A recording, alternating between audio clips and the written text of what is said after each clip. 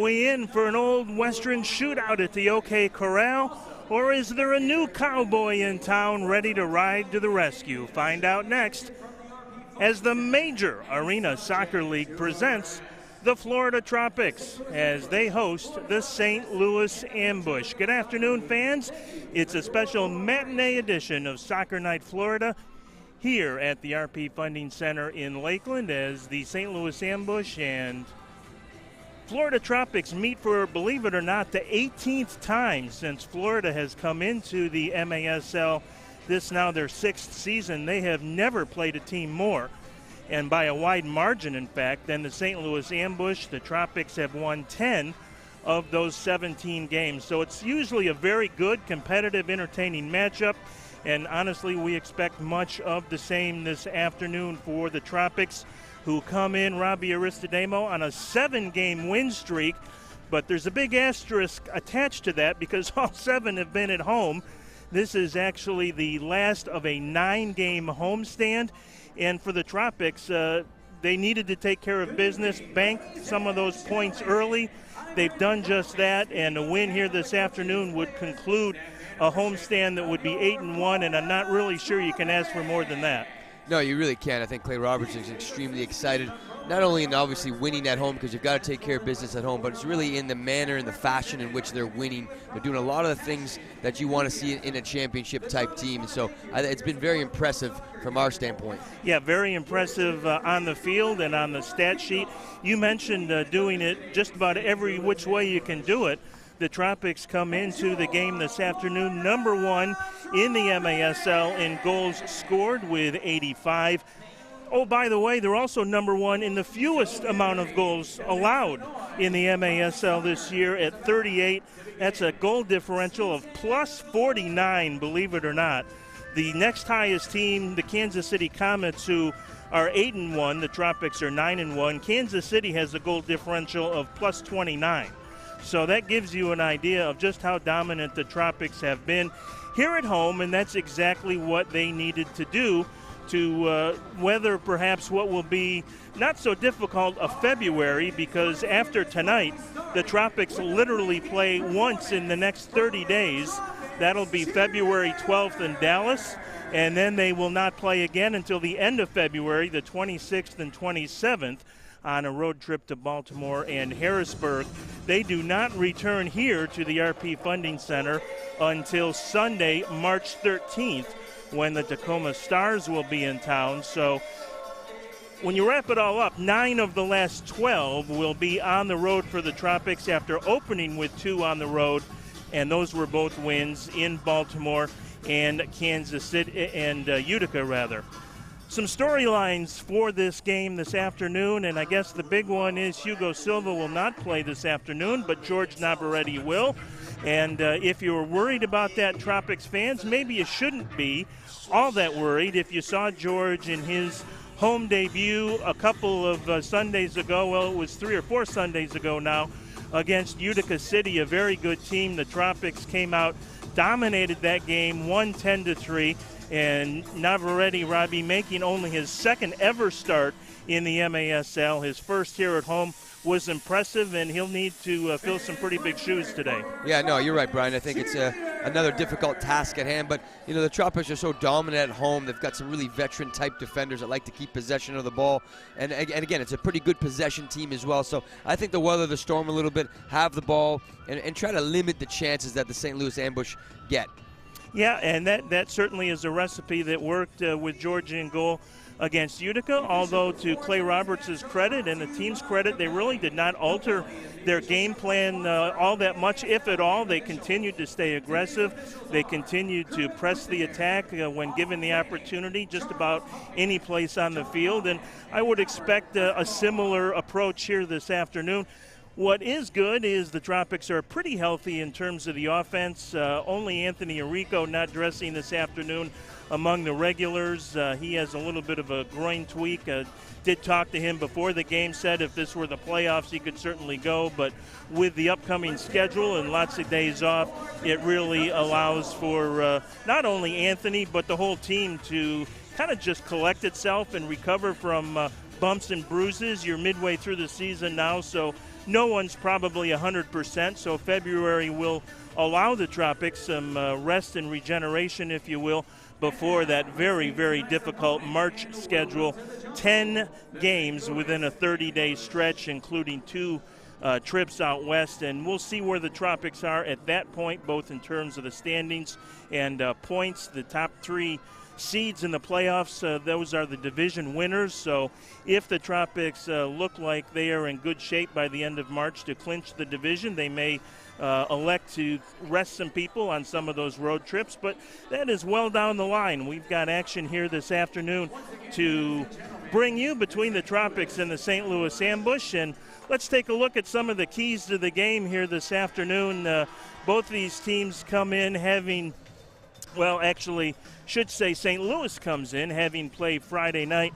They lost a very tough one in Harrisburg to the Heat, 7-6. And Robbie, some of the keys to the games for the Ambush, one of the keys is Get Shorty. The other is Mo Mania. They've got a really, really good player in Mo Ndai, who has a couple of years with Baltimore. I don't want to say they were nondescript years. They were pretty good, but nothing like he shows with St. Louis, and he is a key to their offense all game long. Well, anytime you've got a player, with his ability, if you're a Tropics player, you've got to keep your eye on him, and he's certainly dynamic in the attacking third. He's able to get in behind, score some goals.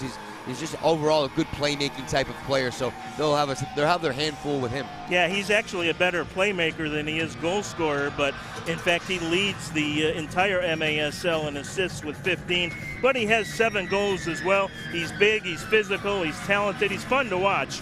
And Ambush fans, you've got a budding star there in Mo Ndai. For the Florida Tropics, get road ready. What we just talked about, the mindset's going to have to shift after today, Robbie, but you still do have to take care of business one more time. No, it's a big game, obviously, because they're going to be going on the road like we mentioned. So tonight is another big opportunity to continue that win streak, continue that home dominance, continue playing the right way, which is what they've been doing. So massive game for Clay Robertson and their crew until they get on the road for that monster schedule they've got. And the other key, Victor Hugo, not that noted English playwright, but the 2 cornerstones for the Tropics, and Victor Pereiras and Hugo Silva. We know Hugo won't play this afternoon in goal, but it all starts and flows through the captain, Victor Pereiras. He's been outstanding.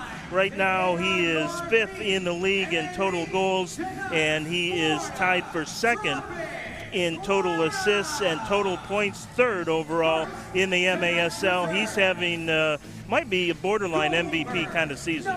Well, certainly considering they are 9-1, and they've been super dominant in terms of some of these score lines. And, I love what Victor's done, being the captain, leading the group. He is a midfield general. He gets on set pieces. He takes corners. He's on the power play. So he's really kind of controlling a lot of the tempo of the indoor game. And then you couple that with a Drew Ruggles, a Lucas Monteleras at the back that can really slow the tempo down or speed the tempo up. For me, those 3 players are, kind of the engine of the team, so to speak. But Victor's had a phenomenal start so far. One other key that we had up there for St. Louis that we didn't mention, but is kind of interesting and a little bit unusual, and we called it Get Shorty. St. Louis Ambush have 4, count them, 4 shorthanded goals already this year. I don't know if the Tropics have 4 in their history. They probably do, but they certainly have never had anything close to 4 in a season. And for St. Louis, this is just the halfway mark today. They're 12 out of 24 games. To have 4 shorthanded goals, that's kind of a mindset as much as anything, right? No, it is. And it's very difficult to score a shorthanded goal. I know the Tropics scored one last week, but you're right. Yeah, playing a man down, very difficult, but that tells us they're very aggressive on the man down, and they really like to get after the offensive team. What's interesting about St. Louis is they have had more power plays than any team in the MASL. They have also given up more power plays than any team in the MASL, and that speaks to that aggressive kind of play and the nature for new coach Jeff Locker, who is in his 6th game now behind the bench. He does it all. He does the laundry, he makes the popcorn, and now he's the head coach. He's also one of the team owners, and he's the team general manager, but they have played well under Jeff Locker, and we'll hopefully get a chance to talk to him at halftime before we get started for the third quarter. We'll talk more about the ambush situation and some of the stars that they bring in to this game this afternoon. But there are some angles to this performance this afternoon that we will kind of take a quick look at and see exactly what is in store for not only the Tropics in the ambush, but around the MASL.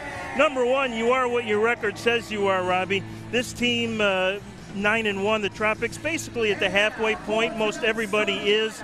At this point, now it's time to start making some roster adjustments. You know who you are.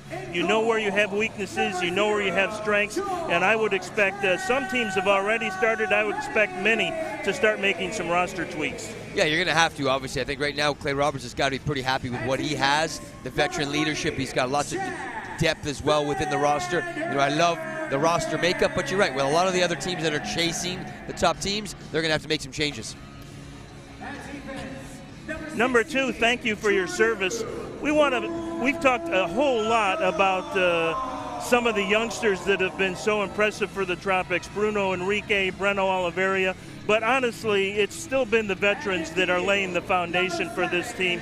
You mentioned Drew Ruggles, we talked about Victor Pereira's, but others like Ricardo Carvalho and a young veteran like Zach Reggett. I wouldn't put him in the same category as Victor or Lucio Gonzaga, of course, or someone like that, but the veterans are still the guys that are going to have to carry this team, especially when you look at that road-heavy schedule to end the second half of the year. No, exactly, Brian. There's nothing like having veteran leadership. It takes at least 50 to 60 games to really get your feet wet in the indoor game. So the Tropics have a lot of that type of players with those types of games under their belt, and there's a reason why they're 9-1.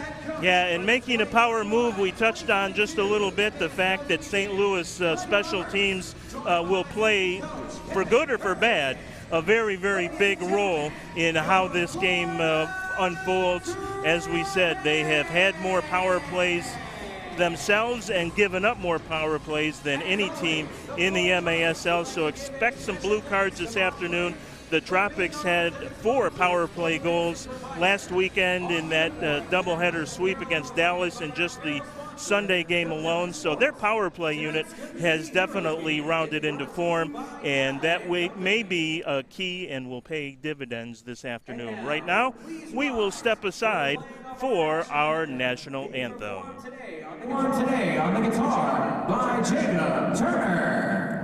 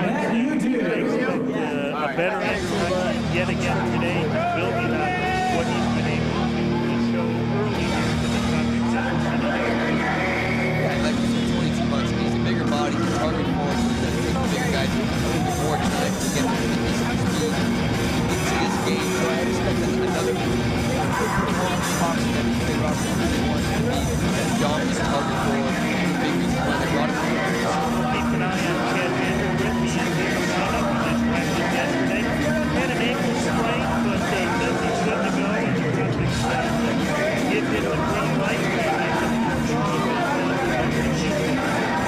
shots and probably the steadiest and most dependable, reliable defensive defenseman, if you will, for the Tropics. And he will give it a go. But just in case, they do dress 6 defensemen today. J.P. Reyes is back in the lineup.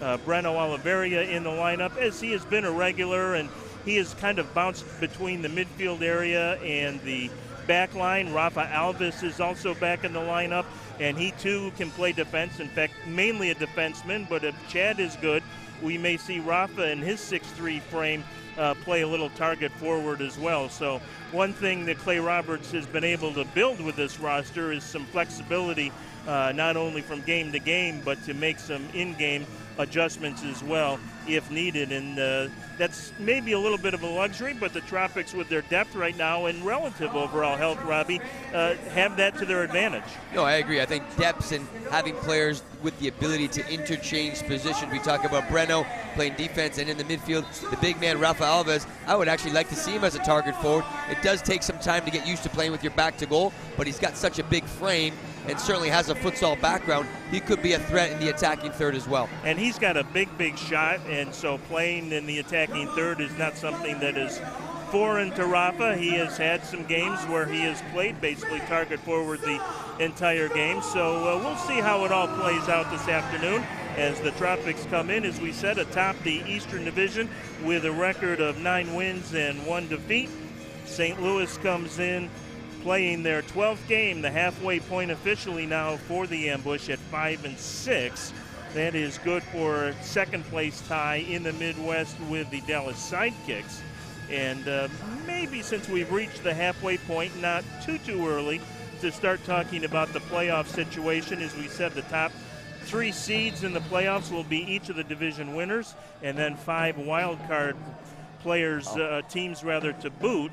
And should the playoffs start tomorrow, St. Louis would actually be the first of those 5 wild card teams. So, tell you what, Brian, that was a quick chance from Zach Reagan. Didn't miss too far off. Oh, good idea right off the get-go. It's Jose Manzon in goal as Carvalho takes a whack here in the first 20 seconds. Vandergrift steps up, and Carvalho will keep it away. 2 big chances right there. Yeah, right? Well, we said the Tropics probably wouldn't alter their aggressive approach even with Navarrete in goal. They didn't last time. Here's the ball to Vandergrift. Go! Beautiful ball from Zach Reagan. Splits the defense. Vandergrift makes a deep, long run. Back post tap in. Not actually that easy of a finish, but great court vision from Reagan again on his strong left foot. Guess the ankle's feeling pretty well, huh? Oh, it's just a great run from a defender. You know, we'll get a chance to see this. What a ball by Reagan. I mean, talk about putting it right on the money. Again, playing it with your back to goal is not easy. It takes time, but a great cross-field pass. And you love when your defenders are attacking-minded, and fantastic finish.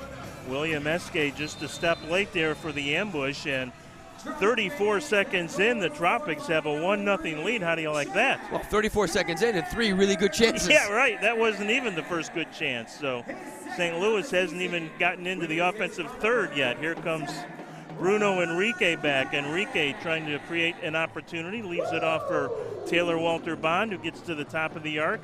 Now tries to feed Kyle Williams, but it's knocked away by Christian Briggs. And here comes Marcel Berry back. First time that St. Louis tries to get in the zone, and Dye loses it. So Taylor Walter Bond will counter here. He's got Oliverio open on the far side. Couldn't quite get it to him. Good defensive play by the veteran Richard Schmerman. Now Enrique with it again. Leaves it over for Oliveria, being watched over there by Berry. Oliveria will let it fly. Get some space. Oh, and he couldn't quite pull the trigger. Now has it and takes the shot. And Pepe knocks that away. No, it's very similar to what Victor Perez does. He likes to drag it to his left and come to his strong foot. So you like the 1v1 ability that Breno has. It's always good to have players that like to be direct and vertical. Bruno Enrique has also showed some terrific 1v1 skills here this season. 2 of the really bright young stars for the Tropics on a roster that has a lot of good veterans, but the youngsters have been very impressive as well, which is exciting for not only this season but the future. Carvalho will go a little one-on-one here. Leaves it off in front. Pereira back to Carvalho. Go! Wow, what a bomb! Well, you gotta love those type of indoor goals. Victor Perez and Ricardo Carvalho playing the little give and go. First time soul roll pass back, bump finish. The replay's gonna really show you how difficult this type of finish is. But the combination between those two veterans, fantastic. My goodness, talk about coming out of the gate on fire. I mean, St. Louis is playing like they are still on the team bus in Harrisburg. Well, you got Ricardo Carvalho. Just slips it inside. Victor bumps it back. First time finish with his left foot, top corner. Boy, and he didn't have much space. I mean, the defender, Barry, was right there on him. And yeah, Barry actually did a pretty good job of tracking the runner. But those little slip bumps in and then back, first time finish, those are hard to defend. Boy, those are pretty. And what a start here. 2 goals in the first 2 minutes and 1 second. And it's a 2-0 lead. I know Sway had to come in for an injured Eduardo Cortez. They know him as Polo, or Pollo, I should say.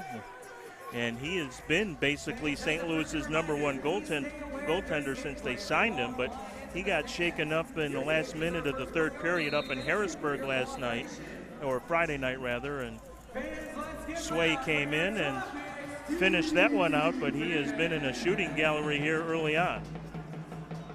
Well, yeah, I think he's going to be in for it tonight, the keeper. Obviously not a ton of indoor experience, and he's going to be peppered all night, so he's got to be on top of his game. Cristo with a shot, and that one's going to sneak through. Yeah, you're right, Brian. I think you said it best, sneak through, because that's a difficult angle to score from way on the board side. I think he just wanted to smash it into a good area, and it somehow redeflects in. I'm not sure exactly how that went in from that angle, but good goal from St. Louis, just kind of putting the ball into a good spot. Yeah, we'll take a look at it again here, and I mean, there was nothing all that dramatic about it. I think it was J.T. Thomas that took the shot, and George looked like he had it covered on the short side. Yeah, he's going to want that one back and went through the 5-hole there. You shouldn't be getting beat on the near post, but that was a good ball, just kind of inside a dangerous area. But I would say the keeper's going to want that one back. So 2-1 ambush here, as we said at the top, could be a Sunday afternoon shootout at the OK Corral, and maybe we're on the pace for that as the delayed foul is called. Well, we talk about the keeper for the Tropics, Navarrete. This is only a second indoor game, so it takes some time to really feel the pace of the game. And I know Petracek, I want to say, maybe got injured last time we saw him. Maybe. Yeah, he's been nursing a couple of bumps and bruises. Had the wrist injury early on, and then kind of aggravated a leg injury, trying to make a save last weekend against Dallas. So Hugo had to come in that game, and Petracek is the backup this afternoon and would be available if needed. But the Tropics certainly confident in Navarrete's abilities. Here's Monolaris. Monolaris going to be called for the push as he tried to create some space in front. Yeah, it's a nice run from Lucas Monolaris. Again, the Tropics are very much in favor of finding the target forward as early as possible and then having some of their defenders make some deep runs. And what that does is you have to have the St. Louis ambush players track those defenders all the way back, and it limits their offensive production when they do win the ball. So 3 goals in less than 3 minutes to start it off here. Vandergrift's coming just 37 seconds in rather.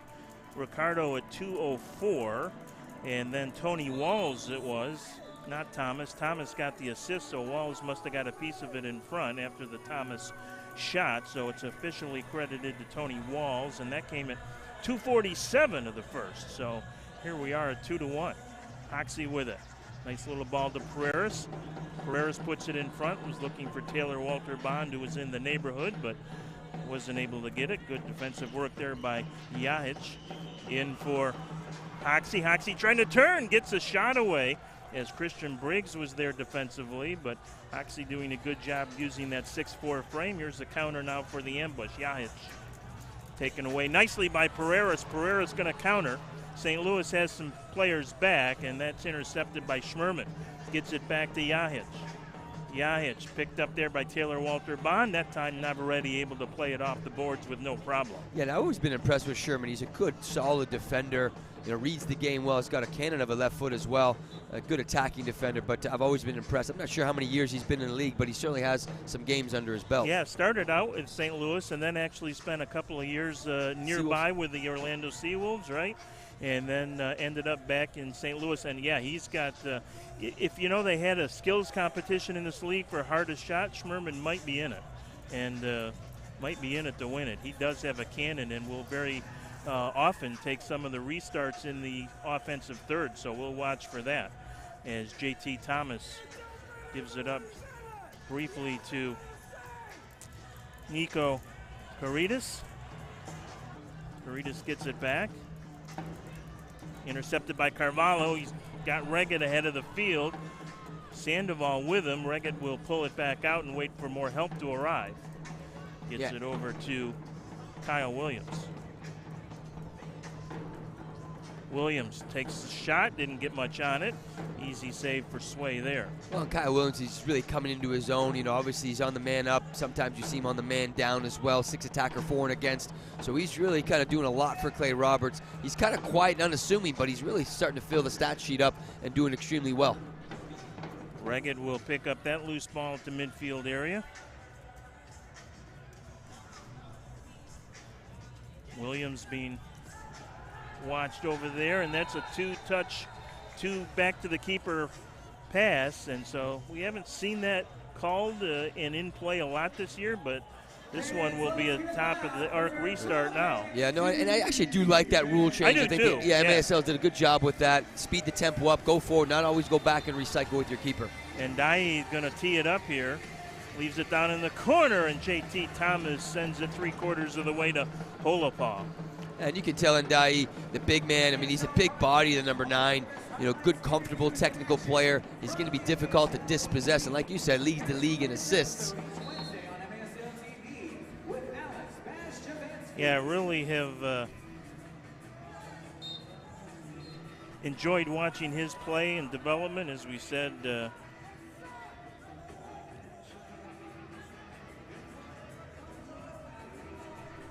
Couple of years with Baltimore, and now a very, very good pickup for the ambush. Well, this is where Enrique is really good in the open field. Enrique with it. Being watched in there and taken away nicely by Schmerman. Then a collision out between Oliveria, who's going to actually be called for the infraction. Yeah, good tough tackle from Breno. You know, you don't mind to see that. You love to have your your midfield position with Breno. It looks like Breno and Victor are kind of going in twos right now. You love to see that grit and toughness from your center mid.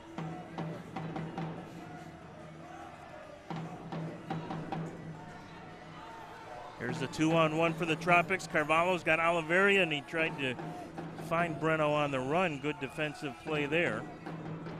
Enrique will pick it up. He's spilled, and there's the whistle and a foul. Yeah, easy call from the referee. And delay warning for St. Louis. Another easy call. Yeah, that sure was. Really just standing there. Robert Cristo just ran in there to make sure that the Tropics didn't get a quick restart. You know, for me, I like these set pieces where maybe it's a double pass. You suck someone in out of the wall. Maybe you slip it to the far post. But these are critical situations here with Drew Ruggles on the ball. Let's see what Drew wants to do. Leaves it for Monolaris, back to Ruggles, and finally over to Pereiras, which I think might have been the plan at some point. But Victor will go one-on-one. Takes a shot, knocked out of there by Mazone. Yeah, Victor just so deadly going to his right foot, but he always continues to drag it left to bait them in, and it gets a shot off 9 out of 10 times. Navarrete will handle that one.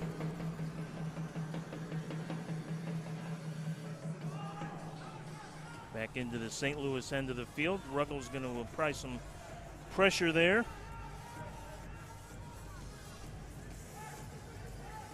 St. Louis certainly struggled with the start, but they've since come into their own a little bit with a little bit more sustained possession. Guernsey gave that one away defensively. Tropics will press now into the offensive third. Here's a nice little back heel to Kyle Williams. Tried to set up Ruggles in front. Still loose in there. Comes back to Reggett. Reggett will let it fly. Ruggles can't get to the rebound. But the Tropics will keep possession out near the center circle, and now all the way back to the yellow line. Pressure there by Kojakov. Kojakov with a steal, and that's got to be a blue. And that's going to be a shootout, I'm sure, because... Last man. Yep. Well, you got to give credit to the St. Louis, you know, who was it that picked Taylor Bond's pocket? Kojakov. And he number did a great 8, job. yep. Yeah, number 8 did a great job of really pressing high, creating his own turnover. Now a difficult shootout for Navarrete to deal with. The big man coming in, leading the league in assists, 7 goals on the year. Very crafty striker or second forward. Well, he's a handful in any situation, but... And I can tell you the best player that I've seen on these shootouts was Denison Cabral, former Blast player, who was just phenomenal with the scoop over the keeper. He would fake the shot low and scoop it over the top. It was phenomenal to see. Cabral getting a win as the Blast's head coach last night in Harrisburg. Blast winning 7-4. So let's see if the ambush can tie it here on the shootout try by Ndai as Taylor Walter Bond goes to the box. Pretty easy call for the officials, and what happened? Now a delay warning apparently against... It looks like Drew Ruggles just kind of took off. You really can only leave when the ball's touched. But you like Drew Ruggles, what he's doing, maybe a little bit of a mind game, trying to get into the goal scorer's head. Kermit Quisenberry, the senior referee. Now what does the keeper do? Does he come out and charge like a bull, or does he come out and then he starts to track back a little bit? It's always a little bit of a mind game. Here comes Ndai, takes the shot and a goal. A very, very composed finish. Yep. So the ambush have weathered the storm here when it looked like they might get run out of the building early. They have come back nicely to even the ledger at 2-2. We have a media timeout. We'll step aside as well. We'll take a look at the replay on the shootout as Ndaye makes it a 2-0 game. Navarrete just not quite able to get there in time, and a good play by Ndaye.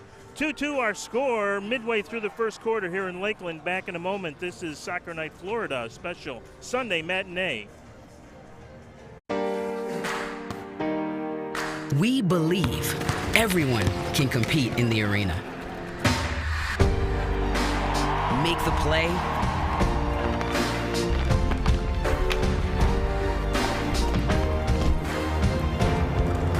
and score the winning goal.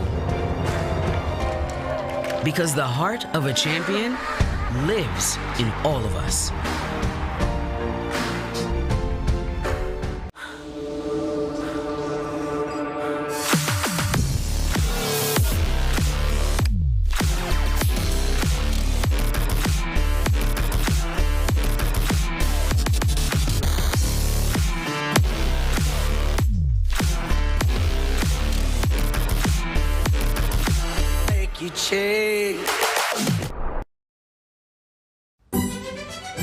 Okay, so I locked my keys in my car. It could happen to anybody. Anyway, this guy shows up with this piece of metal to unlock my car. Does that thing work, I asked? Like a charm, he says. What happened next? I don't like to remember. You wouldn't believe what he did to my car. Should have called Papa Lock. Papa Lock's friendly professionals will have your door open.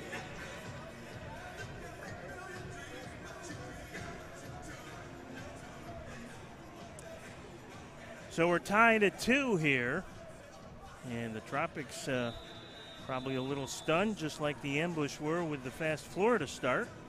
But good recovery by St. Louis, and we, as we said, expected a pretty good tussle here this afternoon. These teams know each other so well. The 18th time they have played now, and Oliverio going to be called for dumping Marcel Berry there. That was a tough call there, but no, you have to give credit to St. Louis coming back into the game. I would, obviously say the first goal was a little bit unfortunate for the Tropics going through the 5-hole, but the second one, that was a legit blue card penalty shot. So unfortunately for Taylor Walter Bond, making that foul at a critical time. But back in at 2-2, still a great game to watch. Tropics have to kind of settle down a little bit, get their foot on the ball, and play their game. Yeah, there was certainly no argument from Walter Bond or any of the Tropics players about that call. Again, almost a goaltender violation on the pass back, but saved at the last second. Carvalho with it now, takes a shot, hit his own man Bruno Enrique in front. Enrique gets it back to Carvalho. Carvalho tries to get around Schmerman, can't do it. Good play by Schmerman. Carvalho, though, keeps possession, and a delayed call on the foul against Rafa Alves. Yeah, a couple ticky-tack fouls for me. Not sure if that was a call, but a good defense from Sherman, always kind of getting his toe in there, big body, good patience as well on Ricardo Carvalho. Here's Carvalho with a steal and a takedown. That's got to be a blue card in the shootout. As Yahic hip checks How many times Ricardo you get to see Carvalho. a back-to-back Yeah, shootout? right? No Has to doubt be. about that one either. Although Yahic is going to take a long look at the officials and ask about it, but I don't think there was any question on that one either. Carvalho was in all alone otherwise. Yeah, good job from Ricardo Carvalho stealing that and putting a lot of pressure on the St. Louis ambush. Now, you like to see Victor in these situations. He's very calm and composed. He does like to go to his right, but we'll see if he elects to switch it up a little bit and maybe go to his left. We'll see. Pereiras will start from the yellow line. Sway can't leave his line until the whistle blows and the ball is pushed forward. There we go. Here's Pereiras. Pereiras moving it in, rolls it. Shot saved by Mazone. Big one there as one of the St. Louis players went into the boards hard. He tripped on the ball. It wasn't a. That didn't even look like a foul. Yeah, no, it wasn't a foul. I think they stopped play just because of the potential injury to Barry. He went in hard to the end boards there, and no fault of anyone's. Tropics. I think the keeper did a good job there because he came out quick and then he kind of made himself big. Great save. Here's Carvalho, gets it over to Pereiras now. So it will be a power play here for Florida since the shootout was not converted. Carvalho takes a shot. Go! Beautiful goal. Ricardo Carvalho always looking for the far post with his magical left foot. Zach Reagan, like any good target forward, just lurking in that back post spot with a fantastic, easy tap-in finish, but really credit Ricardo with the ball. We have really seen some pretty assists for the Tropics today. You know, sometimes in the indoor game you get a lucky assist or two. I don't think there's been anything lucky about any of the assists on the 3 goals for the Tropics. Another pretty look by Carvalho. Victor Perez with the ball, leading the show at the top, slips it to his left. Ricardo Carvalho shoots back post. Zach Reagan just lurking inside the box like a good target does. Yeah, I mean, that was pretty easy peasy for Zach, and it's 3-2, and the offensive fireworks continue here this afternoon. Breno Oliveira with some pressure in the St. Louis end. Now intercepted by Reagan, almost bounced out to Taylor Walter Bond in front. Now a long ball down to Kojakov, being watched by Yoshio Sandoval, and Yoshio going to be whistled for the foul.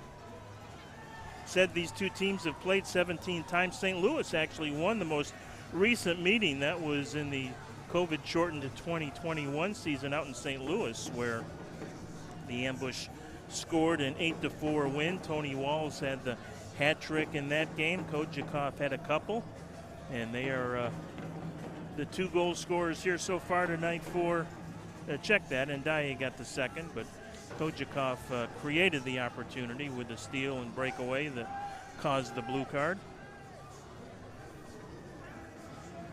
Well, very storied franchise, St. Louis. You know, they've been around for decades, in and out, obviously different ownership, but they've got a great following in St. Louis. It's always an indoor town as well. Yeah, really, to my way of thinking, kind of a model franchise in many, many ways. They've been slow and steady wins the race. They've been building up their fan base. They've been patient. They've been adding players here and there. And, of course, not the only team, the Dallas Sidekicks, who we saw here last weekend, to make a coaching change in midstream. Jeff Locker now in his 6th game behind the bench after Greg Muir was named the coach in the offseason to replace Everton, who stepped down. Here's a quick restart, and Navarrete comes out to challenge. Yeah, the Choppers have to be careful. And that's a good play there by Navarrete. That was a good play, but Sandoval's complaining a little bit. And we got an opportunity here with Victor Perez. Perez shot, Carvalho can't get in. It looks like it was in, and it is. Goal! From Navarrete, starts the attack with a long throw. Victor Perez just kind of slipped it to the far post. And Ricardo Carvalho just kind of dives in with all of his speed and power, and it somehow finds its way across the white line by just inches. Schmerman was there and did his darndest to try and keep it out, and just I think his momentum was just too heavy towards the goal line to really pull up and make the play. And so we'll take a look at that one again, and apologize. I think our replays look a little goofy, but we can at least, yeah, I mean, Schmerman actually had a chance maybe to almost try and clear it and just couldn't do it. Yeah, it looks like almost like a real classic own goal. Yeah. I want to say that was a Zach Reggett flick to Victor Perez, who then finds Ricardo in the back post, and then from there was a scramble into the goal. So just like that, the Tropics have their 2-goal lead back as Carvalho makes a nice defensive play to head it back to George Navarrete, as we said, making, for practical purposes, his second ever start in the MASL. Now here's Tony Walls. Walls, look out in front, pretty play, and then he misses it just off the top of the crossbar. Great play by the veteran Walls as Carvalho comes back, trying to feed Enrique. Junqueira gonna get there ahead of it. Pepe has it taken away by Kyle Williams. There's a 3-on-2. Kyle with it down to Enrique in front to Carvalho. Goal! Is that the second own goal in a row? That's almost another exact replica, because I feel like that was also an own goal. But you like the 3v2 opportunity, good decision making. You play the ball into a dangerous area, good things happen.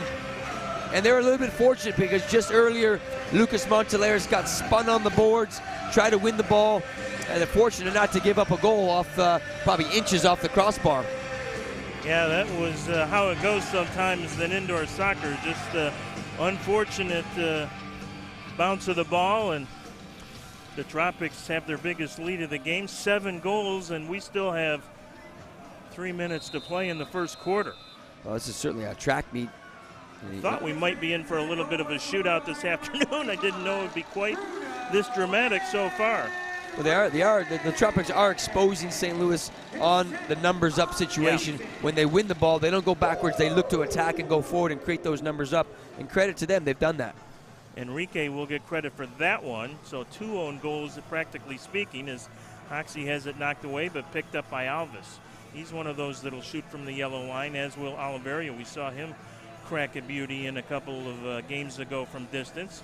Tried to find Hoxie down low. Good play by Hoxie to keep it alive to Oliveria. Left foot shot as he tried to find Taylor Walter Bond on the redirect far post. No, and you like what Breno's doing there. Instead of electing to shoot near post, he's going far post, and you can see the St. Louis ambush had to make a phenomenal last-second ditch tackle to keep that out of the goal.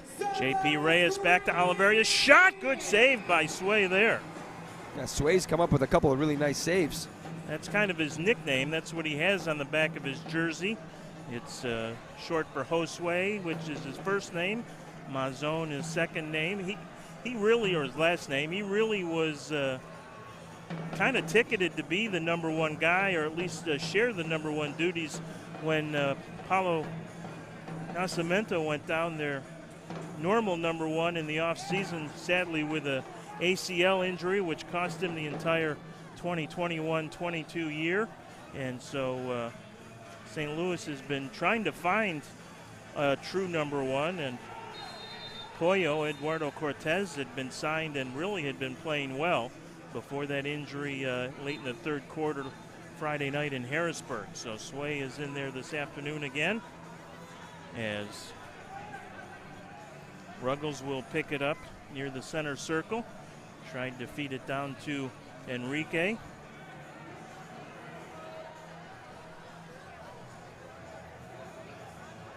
Mazon comes in with a goals against average of .721, saves percentage on the year of .663. You're looking at the Tropics build out of the back. They're very aggressive with their defenders. They love to get forward. They love to put their second forward and target forward from the opposing team in really defensive situations. So I really like what I see from Ruggles. You got Vandergrift, Monteleras. They're continuously looking to attack. Referees are going to confer on this call. Conversely, George Navarrete comes in with a goals against average of 3, as he was the starting goalkeeper in that 10-3 win over Utica and went the distance. Technically, as we said, it's his 3rd game ever in the MASL. About 3 seasons ago, he ended up playing in Toronto when Mississauga had a team, and the blue card has come out here. And I believe this is going to be against St. Louis. And we'll see who actually heads to the box. That looks like another shootout. I'm not sure if it's a restart or no, they are going to call it a shootout. My goodness. Well, you mentioned, too, that St. Louis does give up quite a few blue cards. Well, so, right. Their aggressive nature is certainly showing. Well, and again, when you're on the road, these are the type of things that you can't do as an away team. You've got to be very disciplined. You can't be giving up blue cards because that gives the momentum to the home team. And right now, obviously, Victor Perez with his second shootout. Let's see if he elects to do something a little different. So Pereira will go up against Sway here. Pereira moves in, shot, go! Wow, beautiful top shelf finish. Very calm, cool as a cucumber. Big goal as well with 57 seconds before the second period starts. That's a 4-goal lead for the Tropics. So Pereira continues his offensive assault. Take a look at the replay, and Robbie, he did do something different that time. Yeah, just kind of took a touch forward, got his head up, and just fired at top corner. Yeah, it really didn't complicate anything. Sometimes players go off the boards if the keeper's flying out of them. Sometimes they fake the shot and roll it inside. But that was easy as it gets for Victor. Played it really nice and cool. 6-2 Tropics, and we still have almost a minute left here in the quarter. So time for more, either way. You've got to give me some stats on what is the most amount of total goals in a game, because, man, every time we call a game, they're scoring 14, 15 goals at times. Right? I think the record is 17. But, yeah, we mentioned that the other week. Yeah, because we were getting close against Harrisburg when the Tropics put up 15 here the other night, earlier in January. Now here's Yahits with it. Shot, good save, Navarrete. Rebound, and George up and recovered and makes a very good save. Nice outlet to Enrique. He's got Taylor Walter Bond with him. 2-on-2 now here for the Tropics. Enrique very good as a one-on-one player. Kind of mishit that one. No, great step over in and out move. He's so quick and wiry, and I like what he did there. He was shooting far post for Taylor Walter Bond. Just 10 seconds to go. I don't think the Tropics realize how little time is left. Enrique with it as Carvalho tries to make a run. Enrique with the back heel. Couldn't get it to him, and it'll go out of play with just a second remaining. So we are going to finish the first 15 minutes here in Lakeland. A wild 15 minutes at that, although the Tropics will get a start here, and they flick it towards Mazon, but 6 got behind Sway. 2 of them were off the feet of his own teammate, unfortunately for St. Louis, but as they say, they all count. And 15 minutes are done here in Lakeland. We'll step aside and be back in just a moment. It's the Florida Tropics 6, the St. Louis Ambush 2. This is a special Sunday matinee edition of Soccer Night Florida with the Florida Tropics. The doctors of Signature Orthopedics are committed to providing the most advanced and innovative diagnostic, treatment, and if needed, surgical options available in the entire St. Louis region. With 22 orthopedic surgeons and pain management specialists, board certified in every aspect of orthopedic care, including sports medicine, we have you covered. From foot, ankle, knee, hip, shoulder, elbow, wrist, and spine. Contact Signature Orthopedics today.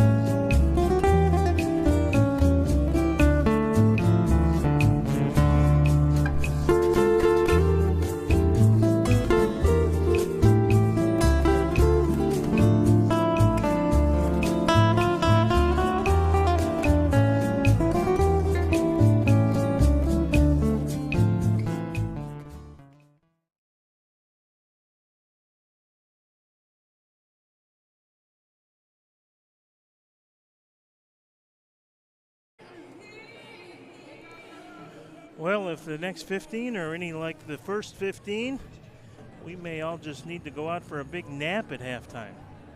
8 goals, 6 for the Tropics. I mean, you know, I'm 60. I need a midday nap anyway, but with all that kind of excitement. Wow, it was really a good first quarter for the Tropics. You know, you got to give credit to St. Louis. They're coming back into the game after going 2-0 down, so they're showing some real resilience, but a couple of clumsy challenges, you know, maybe 2 blue cards that's resulting in goals, and they've got to be a little bit more patient and calm and not as reckless in their defensive half of the field. So that last blue card, by the way, that set up the Pereira shootout was a handball outside the box by the goalkeeper Sway. So yeah, well, that would make sense. Yeah. Yeah, and that was the confirmation that the 2 officials were talking to each other about to make sure Sway was in fact outside the box, and they determined that he was. Comes in quickly, and Taylor Walter Bond takes a shot. Good save, break, and rebound, and that one is cleared away. So the Tropics will get a restart from the top of the arc. So just like the start of the game, the Tropics with a great opportunity just seconds in. Yeah, tough top of the box from Pepe, just kind of launching it out recklessly. Now, again, you know, they've been better on top of the boxes, the Tropics. You know, we've seen Victor Perez just go up and shoot the ball. Here's Monaleris, and he didn't quite get it squared up. Monaleris not able to recover defensively there. Now here's the ball ahead of the field. Nice opportunity, and somehow I think it's Ndaye who took a whiff. Well, whiffing a smack as well into the boards. Insult to injury. Boy, you don't expect that from Ndaye, the ambush's leading scorer, and set up beautifully there by William Eske. Pereira's going to try and clear the area, and this is going to be a top-of-the-arc restart, I believe. Well, that's always the issue sometimes because you can't go back to the keeper. So you've got to figure out, in that case, that was a Victor Perez. That was the midfielder coming back around, helping his keeper, but you know, just hitting it a little bit too high and wide.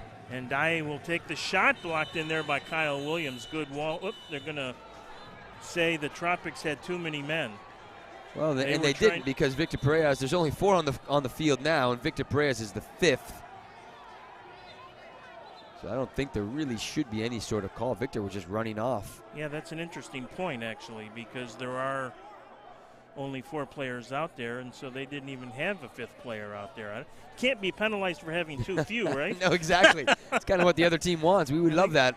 I think that's what – I don't think the Tropics had 2 players running off. It was just Victor, so – and we'll see Kojakov over complaining. Well, what player doesn't really at the end of the day? Right? You know, what player doesn't complain? Welcome to the world of soccer. So they're still discussing it, and I think the alternate official here, the 3rd official in the box, is saying he had 2 fingers up to indicate perhaps that 2 players were running off the floor, but that certainly did not appear to be the case, and I haven't seen a blue card yet. Well, as we're kind of waiting and trying to figure this out, I know I'm getting a lot of text messages from my friends back home in Canada about, you know, big World Cup qualifier, U.S.-Canada. Oh, that's right. In Canada. It's in Hamilton, and that's right. It's freezing weather. Right now, I believe it's 1-0 Canada. So obviously they're in first place. U.S. is in second. Massive game. I'm a little disappointed I don't get to watch it, but this is the next best thing. Watching the Tropics at home. There you go. I wonder if that's at Ivor Wynne Stadium. Here's Ndaye, and he misses that one badly. Ivor Wynne, the home of the Hamilton. CFL Hamilton Tiger Cats. You know, I've got a lot of nightmares on those days. I used to train there in the dead winter, shoveling the snow.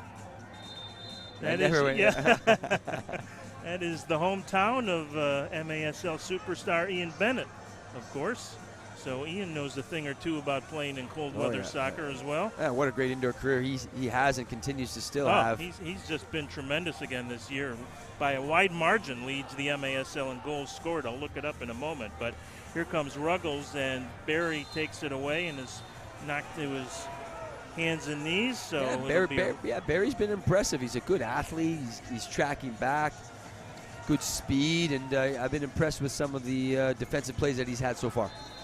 Yeah, Ian Bennett, 23 goals already this year. Wow. That is 7 clear of Leo Gibson, who's in second place. Well, one of the things Ian Bennett does, obviously, you know, he really takes care of his body. He's in phenomenal shape for his age. I mean, he's certainly older. You know, I don't want to say he's old, but he just keeps his body in tremendous shape. Here's Williams, tries to take the extra roll. Boy, he was a delight here in Florida last season. He loved being here, had some really inspirational words for the team after they were eliminated in the playoffs. And I know part of the message is, look, you guys are doing it right down here, and just keep working hard and good things will come. And he really, really enjoyed his time here, I know, in talking to him. Well, and he's very infectious type of player. He's always playing with a smile. Players you love always, the way he plays the game. Yeah, absolutely, beyond just the technical skills. Ruggles can't get it out of the zone, tracked down by Schmerman, and then goes over the sideboards. Good crowd here this afternoon. Lots of folks on the sidewall enjoying the VIP boxes. Well, indoor soccer's, I mean, if you haven't been to a game live, there's nothing like it. There's so many chances and shots and blocks. I mean, and good individual play. I mean, it's a phenomenal game to watch live. We certainly encourage everyone that's watching online to come to the game and watch a live game. And there will be more chances, just not for a while. Yeah, exactly. You have to wait till March 13th if you're in the Lakeland area to catch the Tropics back here at the RP Funding Center. Here's a good play by Oliveria to break up what looked to be almost a 4-on-2, but Breno got a toe in there. Beautiful touch from Pepe. Shot in front, blocked in there by Taylor Walter Bond. Off the boards by Caritas. Another block. He'll get it back. It may have been JP Reyes getting his body in front of that smash. JP, not a regular shift here, but has had several. Knocks that one away. Drew Ruggles has it. Carvalho, actually Oliveria going to make a run with Drew, but no one else. They're going to need a line change here. Ruggles push from behind, leaves it off for Breno. Breno loses it, keeps it alive, and then flicks it over the sideboards and out of play. But actually impressive from the St. Louis ambush. They're really getting 5 players behind the ball, showing some good fitness and stamina, and making it difficult for the Tropics in their transition moment. A lot of St. Louis flavor on this Tropics roster. A couple of players not in there. As we said, Anthony Arrico nursing a bit of a groin injury, but he appeared in 17 games with the ambush over 2 seasons, in 2014-15 and 2015-16. Brett Petracek played 4 games with the ambush last year. And Chad Vandergriff is actually a St. Louis native and played several seasons with the ambush, logged 52 total games for the Teal and Black. Here's Reggett with the long shot. Didn't get through. Alvis trying to recover and whistling a foul against the Tropics. Yeah, a bit of a clumsy foul from Alvis. Really no need. The ball's popped up in the air. Would have been a turnover from St. Louis, but he elects to foul. A little bit clumsy for me. Sometimes you got to figure out when the right time, right place is to have a foul. But you're also talking about a few players. Arrico, obviously, you miss his energy. His pace, his athleticism. He's having a really good year, getting some goals, running back post. I can remember Ricardinho, another crafty midfielder, not playing today. Gonzaga, at home right now as well. So a lot of influential veteran-type players not in the lineup for the Tropics. Arrico, another one of those players that can play multiple positions, mostly midfield and defense. Yeah, I've been very impressed with what he's done this season. Again, we've talked about it. He was always very high energy. He still has that, but he's a little bit more calm, at those right critical moments. Yeah, I was kidding with him, and I said, don't get a yellow card from the bench here this afternoon, all right? Yeah, exactly. He's actually on the opposite side of the arena with some fans. There's a deflection in front just over Navarrete, and then he makes a good save. So George getting tested here early on. That was Robert Cristo with the rebound opportunity. Pereira's taken down, and Schmerman got him in a little trash talking as well from Sherman, but there's a blue card. Oh, and they are going to call Schmerman for the penalty. Well, I don't know if that was a blue, certainly a foul. Yeah. But I think the referee may have elected to pull it when he started looking back at Victor Perez and talking a little bit of trash. And you don't mind to see that. You like to see that aggressiveness from Sherman.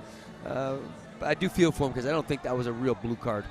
But not quite as obvious as some of the shootout blue cards we saw in the first quarter. 3 shootouts in a quarter. Don't ever remember that. So Schmerman will head to the bench, or the penalty box, they should say. Well, this is the 3rd or 4th now man down for the ambush, and now we talked about that in the pregame. Is the 4th it's penalty the 4th one already. Yeah, so that's critical on the road. You've got to be a lot more disciplined if you have any hope in getting a result on the road. You just can't give up 4 power plays against a top side. So we'll see if the Tropics can convert here. Actually, it's only the third. Okay. But it seems like 4. Seems like more. Here's Ruggles with it. There's a handball. An intentional handball as well. That was very obvious, but still deadly free kick here. If the spacing's right and the Tropics take their time, Ruggles 5 on 4. Rightly asked for Kojakov to be stepped off the ball there. Here's Pereiras, and he tees it up with the right foot and sends it 3/4 of the way to Thanota Sassa. Yeah, really poor defending from the ambush, giving one of the top one of the top assist men and scores, Victor Perez, with just a shot with no pressure. Good ball from Drew Ruggles just to slip it across. Just to finish out the thought of Tropics players with ambush ties, of course, Zach Reggett was the MASL Rookie of the Year with the ambush before signing with Florida. As Reggett takes it away, gets it in front. Here's a shot by Carvalho. Ruggles on a rebound and a great defensive play. I think that might have been Sam Guernsey that took it off the line. We'll double check for you, but a tremendous defensive play, or it would be 7-2. And in fact, that is Guernsey that made the play. Well, beautiful play from Guernsey, but you gotta like the man down unit for the ambush. They've got a lot of fast, energetic type players, and there's a reason why they have some man down goals. But they were fortunate not to get scored on there. Still 1:08 to go in the power play. Pereiras out there. Pereiras gets it down low to Ruggles, plays it back over to Reggett. This has been kind of the A power play unit for the Tropics. Pereiras with it, gives it to Reggett, turns and blocked in there by Barry. He had Carvalho open on the left wing. Yeah, it's been a very good power play unit. Reggett floats in, he floats out. You've got a left footer and a right footer at the top with Ricardo Carvalho and Victor. Reggett plays it through to Kyle Williams, leaves it to Carvalho, and a good defensive block in there. That was JT Thomas that sacrificed the body to make the good defensive play. Look out here, Pereiras keeps it alive to Carvalho, and then he gets it back to Pereiras as he was getting pressure from William Esque. Now Carvalho with it, 26 seconds to go in the man advantage. Pereiras tees it up, top of the arc, shot, goal! It was coming, really pinning back the ambush, dropping them further and further, closer to their goal. And again, Victor Perez elects to go to his weaker foot, which really isn't that weak. Fakes the shot with his right, a little soul roll to the inside, fires it home with his left foot. So Pereiras with his second of the night. Yeah, left foot, right foot. Doesn't matter for Victor. Able to bury another one, and it's 7-2 St. Louis. Here's the replay. Good ball movement. Ricardo Carvalho just slips it into Reggett. Reggett bumps it back out, fakes a shot, rolls it inside, smashes it home. So you like the ball movement from the three in particular, really moving the ball well on the man-up unit.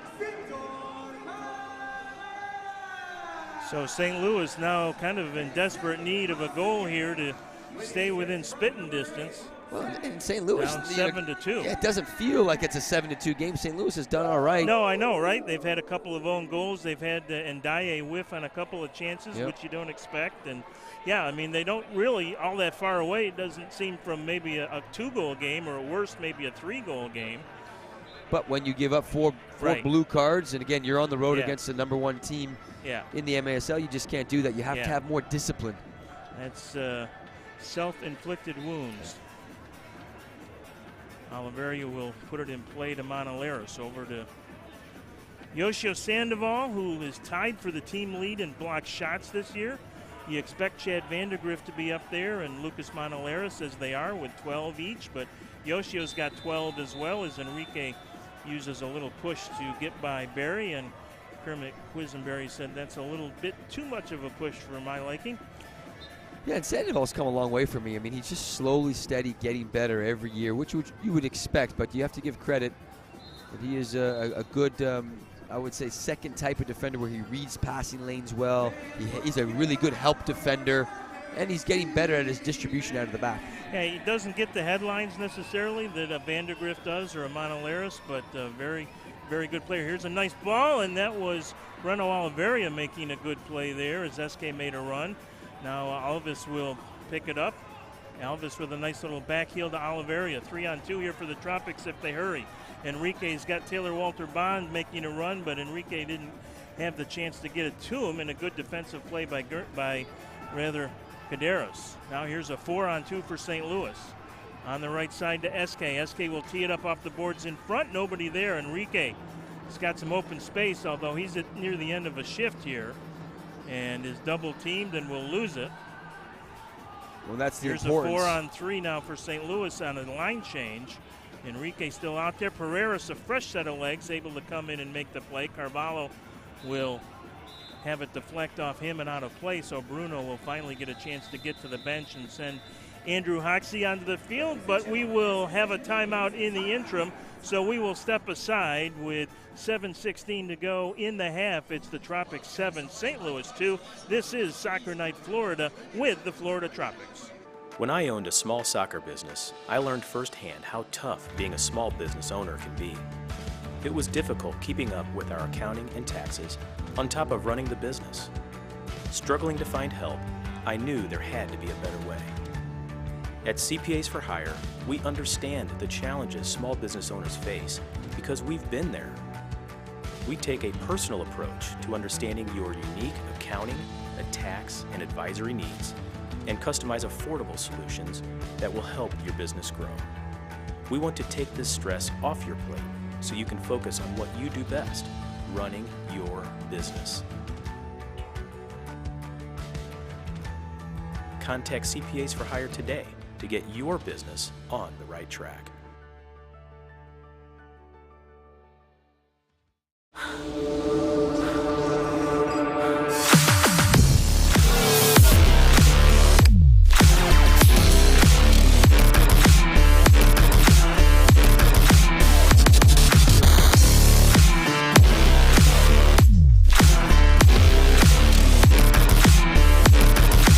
Make you change.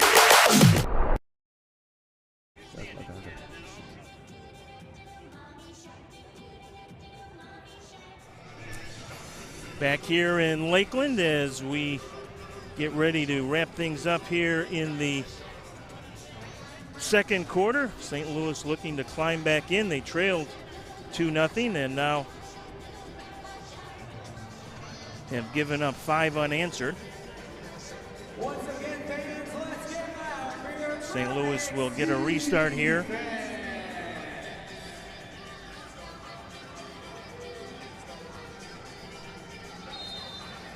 In the Florida third, it'll be Schmerman to tee it up, and that is not a vintage Richard Schmerman strike.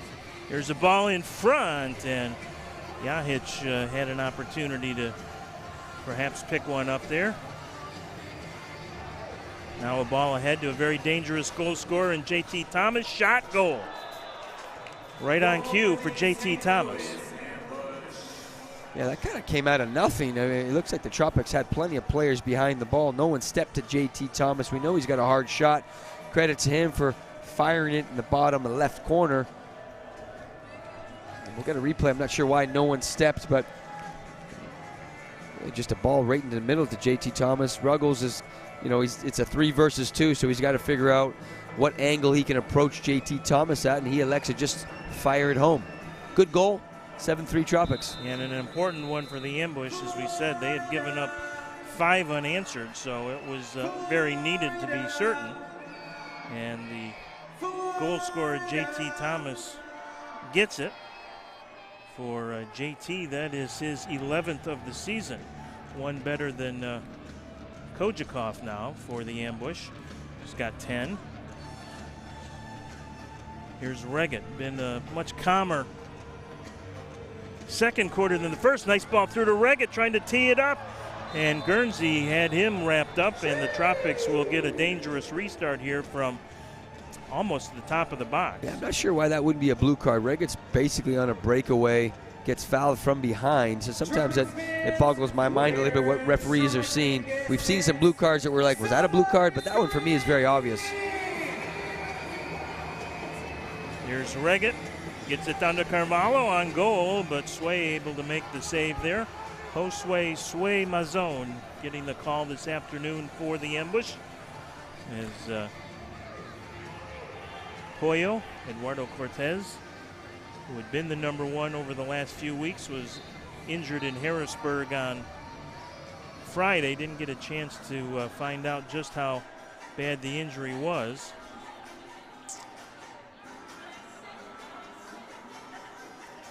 but hopefully he won't miss too much time. Here's a ball off the boards in front. Ruggles able to clear it out of play as Barry was making a run in the box.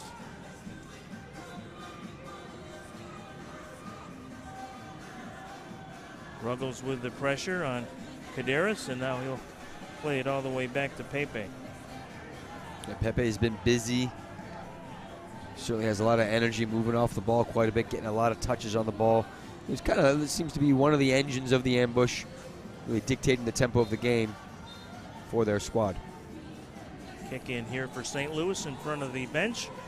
Assistant coach Jamie Swanner making the trip. Great to see. His son, Kyle Swanner, part of the ambush, played Friday night in Harrisburg. Here's an opportunity now. Shot. Good save by Navarrete. Rebound, and Navarrete knocks it out of there as Pepe took a couple of whacks at it. George equal there. Here comes Carvalho. Had some pressure from Barry from behind. Yeah, 2 good saves by George. And St. Louis just kind of smelling that they, this next goal could be a big one just to keep it close before the half. Taylor Walter Bond back in the lineup after a little bit of an injury. Nice ball to Ruggles. Ruggles, and he tried to get it down to Bruno Enrique, and I think Drew would like that one back because he had a wide open look from literally the top of the box. Well, Drew Ruggles, one of his things that he does really well is make deep runs out of the back, and he just beat Pepe. Pepe's on a long shift here. He's getting caught, and Ruggles just made a great run. Great through ball as well from Bond. Never be critical of someone being too unselfish, but Drew could have certainly teed that up himself with his offensive skills. MASL Defender of the Year 2 seasons ago.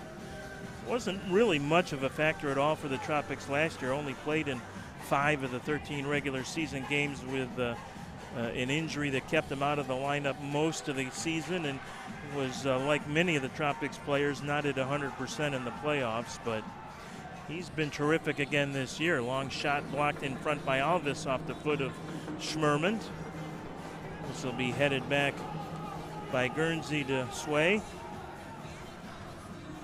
Sway will send it over the glass and out of play. Looks like talking about 3-line violation, but I don't think it was. I feel like Sway was just over the yellow. Yeah, they're going to let the restart happen in the Florida end of the field.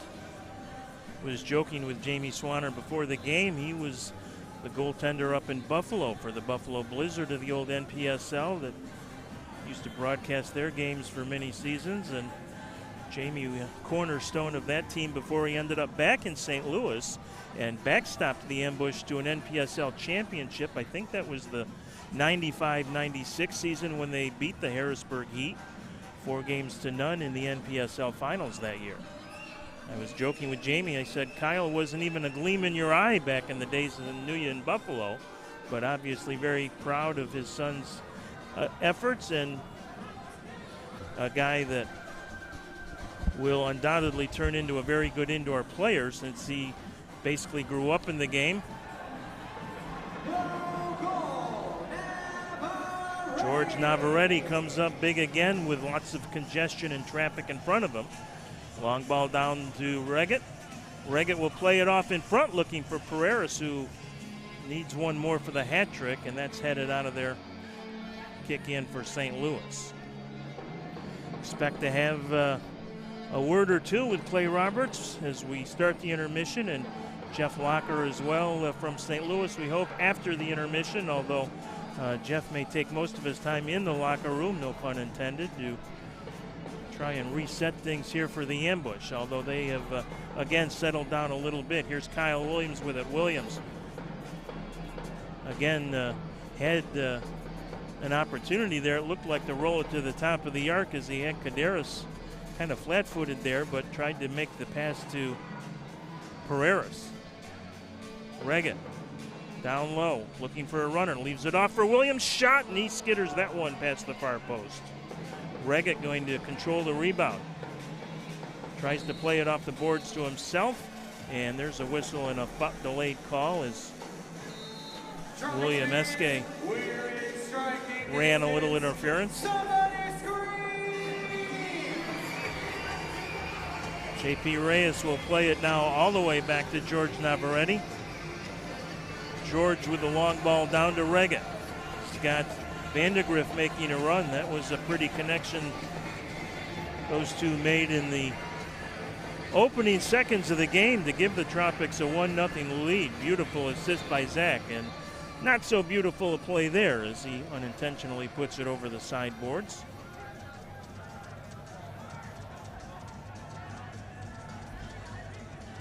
First of 3 in the MASL this afternoon. Don't forget, catch up on all the action every week on MASL Primetime with Alex Bashchavansky. Midweeks on the MASL YouTube channel with lots of highlights and interviews. St. Louis wanted a handball there against Navarrete out of the box. Sandoval just does lose that race to the ball with Barry. And then Tropics will control it. Enrique back the other way with J.P. Reyes and Sandoval. Enrique still trying to dribble through, takes a shot, gets his own rebound. Now to Reyes, takes a shot, that doesn't get through as Sway recovers just in the nick of time. Boy, some opportunities both ends in close for the ambush and then the Tropics. Florida will settle it here now as Reyes leaves it for Carvalho. Carvalho will back it out. Gets it ahead to Ruggles. Ruggles got in the way, did Bruno Enrique of Ruggles' shot. Now play back to Sway, and Ruggles almost picked that one off. Here comes St. Louis, one more opportunity to perhaps push forward as Ndaye gets it in the corner. Mo leaves it in front, but Ruggles making a good play defensively gets back. One less push forward here perhaps for the ambush. Intercepted by Carvalho. Carvalho going to take the long shot, but no chance as Sway was well back in goal. But that is only the half of it here in Lakeland this afternoon. The more to come sign is up as we have 30 minutes in the books and 30 minutes still to play. Entertaining first half. The Tropics lead it by a score of 7-3. And we are going to hopefully get a word or two with Clay Roberts, who is trying to get Ricardo Carvalho to the locker room as he has a couple of words with the officials. So we do see Clay Roberts making his way over to the sideline here, and so we will get a word or two with Coach Clay Roberts, who overall has to be very happy with the start, with the 2 goals to get things started. Then St. Louis was able to tie it up, and then 5 unanswered for the Tropics. And now we'll send it down to the field to Robbie Aristodemo. Go. Tell him to go. For today's halftime entertainment, please welcome back to the field your Florida Tropics cheerleaders. We need to have more control of what we're looking to do. You know, again, we know that they played on Friday. We wanted the tempo to be high, but we got to get a little better at what we do. So far, 60 shots, there's a ton of chances going forward. This goal differential, you know, we want to second. We'll make it in the second half. We expect to step up for you in that second half today. Yeah, Ricardo Carvalho is playing a great game right now. And God forbid, we're starting to get a little bit of a handle. I'm going to go to a break after this, Brian. Picking up our second run and then timing of them, and I think our shot count's going to go up. Help us get more goals for the game. Awesome. So, see you in the second half. Thank you.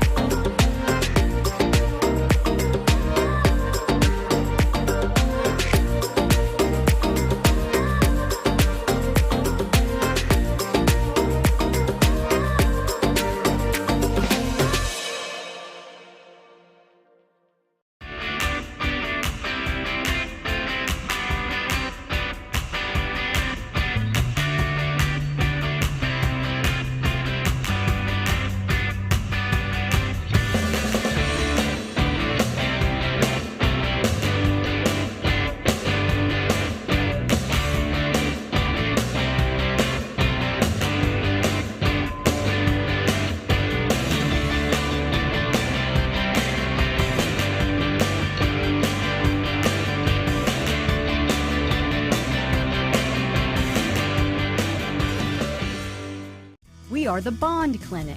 We are your medical services. Comprehensive, personalized, state-of-the-art healthcare designed to serve you and your family. We are community. For over 70 years, the Bond Clinic physicians and our team of specialists deliver expert treatments and outstanding care.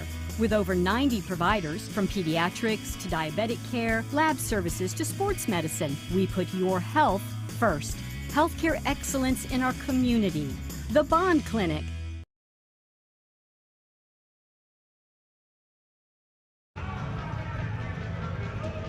Back here at the RP Funding Center in Lakeland, halftime as the Florida Tropics lead at 7-3 with Robbie Aristodamo. Kind of a goofy first half in many ways. Welcome to indoor soccer. The Tropics come out with 2 goals in the first 2 minutes. Look like they're going to blow St. Louis out of the water.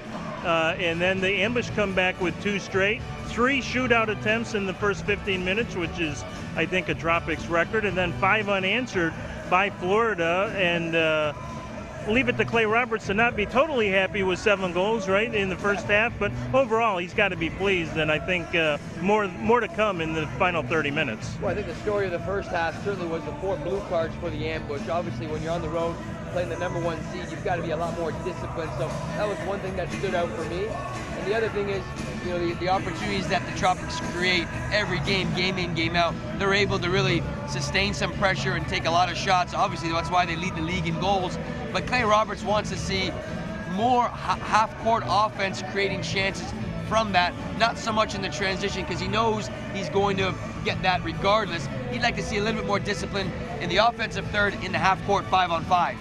And the other story for the Tropics, obviously George Navarrete in goal, making his second start of the season and only third in signing with the Tropics. Literally since day one, he has trained with them. So the indoor game is not new to him. It's not like they just kind of signed him off the streets. He was a star goaltender at Plant City High School, not far here from Lakeland. Played for Clay Roberts as a standout at Southeastern University, and as I said, literally has trained with the Tropics since day one. He's played well, and the Tropics haven't shown any huge ill effects from not having their #1 guy in goal here this afternoon. Well, and then part of it is just the overall team philosophy. I mean, they want to try to limit the other team to 4 goals or less every single game. They do play a lot of good team defense with 5 players behind the ball, and it always starts with Enrique and Zach Reagan, 2 good target forwards that really like to defend. We thank you for tuning in for the Duamici Halftime Report. They're on East 7th in Ybor City. Great Italian cuisine, imported Italian wine, and you know it's a good Italian restaurant because they make their homemade sauce with tomatoes imported from Italy. So if you get a chance and have a hankering in the Tampa area for some great, authentic Italian cuisine, we encourage you to stop in at Duamici Restaurant on East 7th in Ybor City. Let's take a look at some of those highlights from the first 30 minutes, and there are plenty as the Tropics started their run to the 7-goal output with a couple of quick ones. Yeah, this was a good ball in from the keeper, Zach Reagan, always a good target forward, slips the ball back post, and Vandergriff, what a beautiful run from a defender. Yeah, that's just, we mentioned there were some great assists in the first half, and there's one there. That might have been the prettiest goal of the first half. Little interchange, give and go with Ricardo Carvalho and the captain, Victor Perez. Yeah, as Clay Roberts mentioned, Carvalho having a great game so far. A little miscommunication there, and Tony Wall is able to collect the ball that Navarrete couldn't handle, and then the penalty, the shootout. Yeah, the shootout was unfortunate. Taylor Walter Bond, with being the last defender there, committing that foul, easy goal. But then it was all Tropics as they got the next 5. This one, a power play marker, an easy redirect on a nice, again, pass from Ricardo Carvalho. Yeah, he's a magician with the ball with his left foot. Yeah, that was just another kind of a clumsy play and almost an own goal, but you know, good combination again from Victor Perez and Ricardo Carvalho. Yeah, actually 2 own goals in a row, but as we said, they all count. Here's the second one, and That's a tough one. Yeah, that's a tough one. Bruno Enrique got credit, and then Pereira's cashes his second penalty shootout try. And Victor Perez is really playing MVP type level this season so far. You can always rely on him to bang some goals in. And then the Tropics continued the onslaught again. Victor, more traditional this time, but with a left foot finish. A good man up unit there, moving the ball from side to side. Good finish from Victor's left foot. St. Louis able to get one back. JT Thomas, just too much space to operate. We believe Everyone can compete in the arena. Make the play,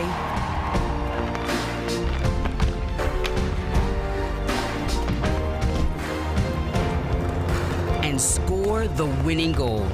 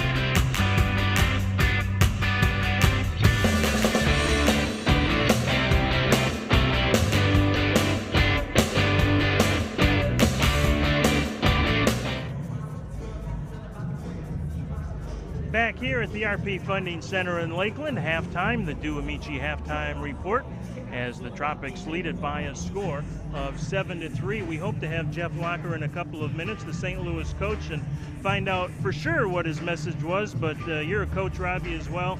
You've played over 270 games in this league. If you're St. Louis, what's the message and how do you turn things around in the second half? Well, I think defensively, just stop being so reckless. Obviously, we talked about giving up 4 blue cards. That's never going to get it done against a top seed like the Tropics. But offensively, how can you find the target? How can you make runs off the target? How can you get some sustained possession in the offensive half of the field? So I think that's going to be important. But they've really got to put some pressure under the, with the Tropics. They've got to figure out a way to create some turnovers in the offensive third of the field. And if you're Clay Roberts, the message, it seems like it's the same every halftime, just more of the same. They really don't need to change a lot. They've created lots of opportunities. They've made a lot of good runs off the ball to create scoring opportunities that they've been able to convert. I mean, other than maybe just a little tighter around George Navarrete, but even defensively, they played pretty well. I'm not sure. It's not like Clay's got to go to the inspiration book and pull out page 47 every game. They've had comfortable leads most of the season, tonight being no exception. So yeah. It's not like how do you keep them motivated? This is a very motivated team, but you really don't change much, right? No, you really don't. I just think the message from Clay Roberts, with our little halftime talk was just let's see if we can create a little bit more when it's 5-on-5 in the offensive half. And so they want to work on playing the ball into the target, making runs from that situation, and trying to get some offensive goals from the 5-on-5, not so much in the transition, because he knows that's going to come regardless because of the talent that they have. Yeah, and that's a very good point, and you can run some clock and get out of here with 8 wins in 9 home games. As we said, kind of an unprecedented home stand for the Tropics. They will not play next weekend, but will be on the road February 12th. That's a Saturday night in Dallas, and then off again, and then we'll finish up February. Just 3 games in February, and the last 2 are on the road February 26th and February 27th, with stops in Baltimore and Harrisburg, respectively. Of course, all the Tropics action live every game home and away on MASL TV on the YouTube channel. We are just about wrapped up here for the halftime. We hope to have a conversation with Jeff Locker when we return. You've been watching the Do Amici Halftime Report. It's the Florida Tropics 7, the St. Louis Ambush 3. We'll be back with the start of the third quarter in just a couple of minutes. Help members access their money anytime, anywhere. You're telling me that my Together Credit Union checking account has no minimums or monthly fees? And I can get cash for the game with Gary at pretty much any ATM? Uh-huh. Nice. Go team!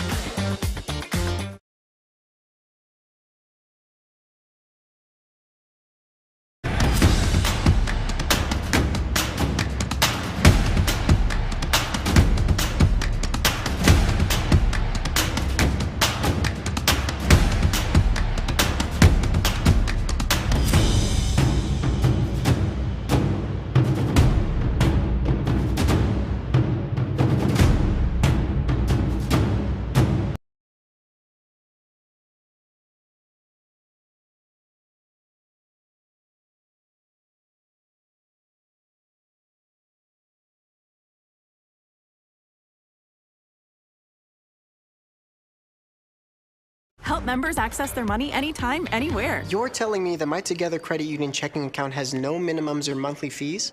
And I can get cash for the game with Gary at pretty much any ATM? Uh-huh. RP Funding Center in Lakeland as the Florida Tropics lead the St. Louis Ambush by a score of 7-3. We are back live here with St. Louis coach Jeff Locker. And Robbie, we talked about some of the things that maybe Coach Locker could pull out of the bag here in the third quarter. Well, for me, it's just what's the message to your young squad at halftime? You've had a couple of good moments. You're down 7-3. So what are a couple of things that you'd like to see change from your roster in this second half?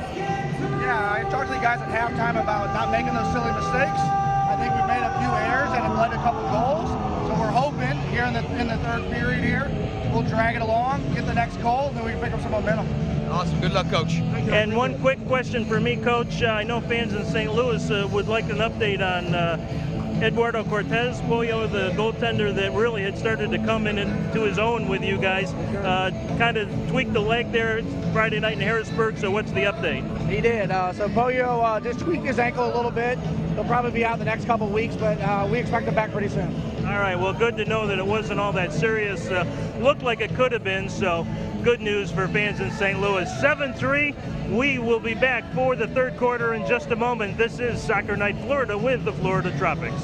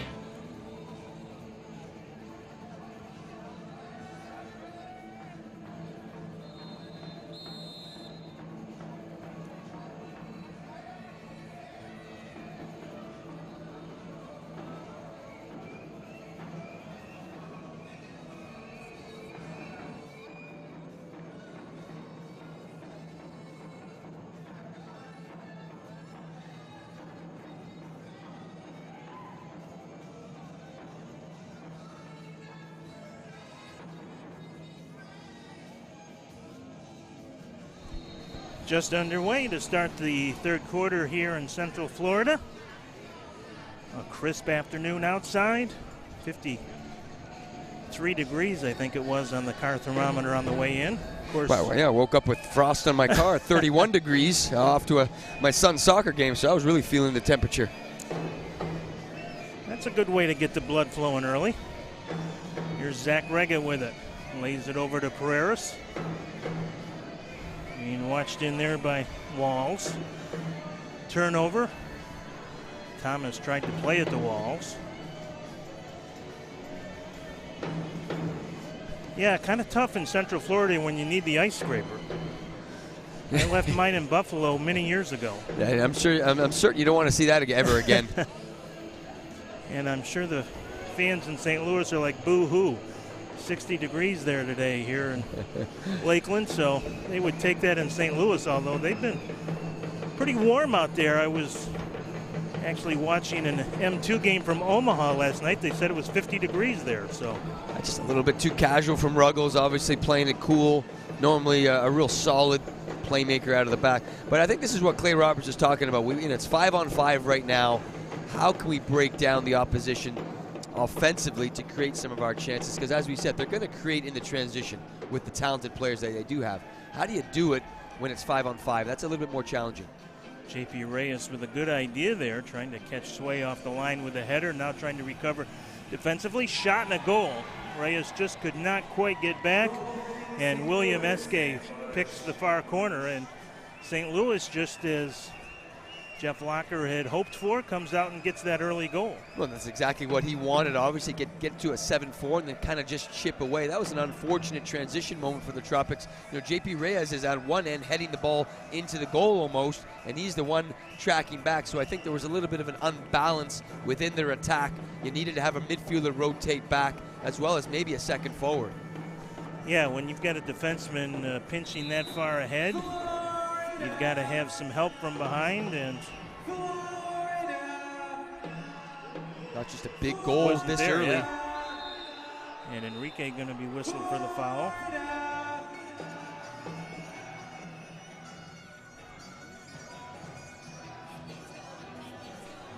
One of the things I have noticed, in this win streak with the Tropics, they do go through some lulls, which is to be expected. Again, the ebb and flows of the indoor game, but when they want to turn it on, they really can turn it on.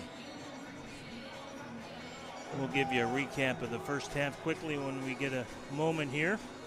Good play by Taylor Walter Bond to create some space. Enrique trying to make a run. Taylor Walter Bond double team from behind, and it'll be a foul against either SK or Robert Cristo, who was there as well.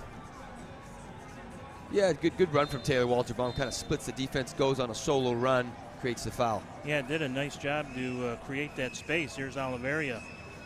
Reno will be tripped up by the carpet monster. And now a 2-on-1 here for St. Louis. Alva's going to try and get back and recover. Here's a long shot knocked out of there off the foot of Tony Walls by George Navarrete.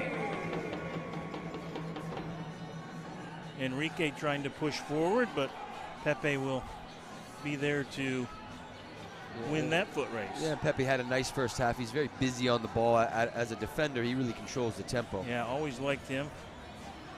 And Daye trying to create some opportunities for himself.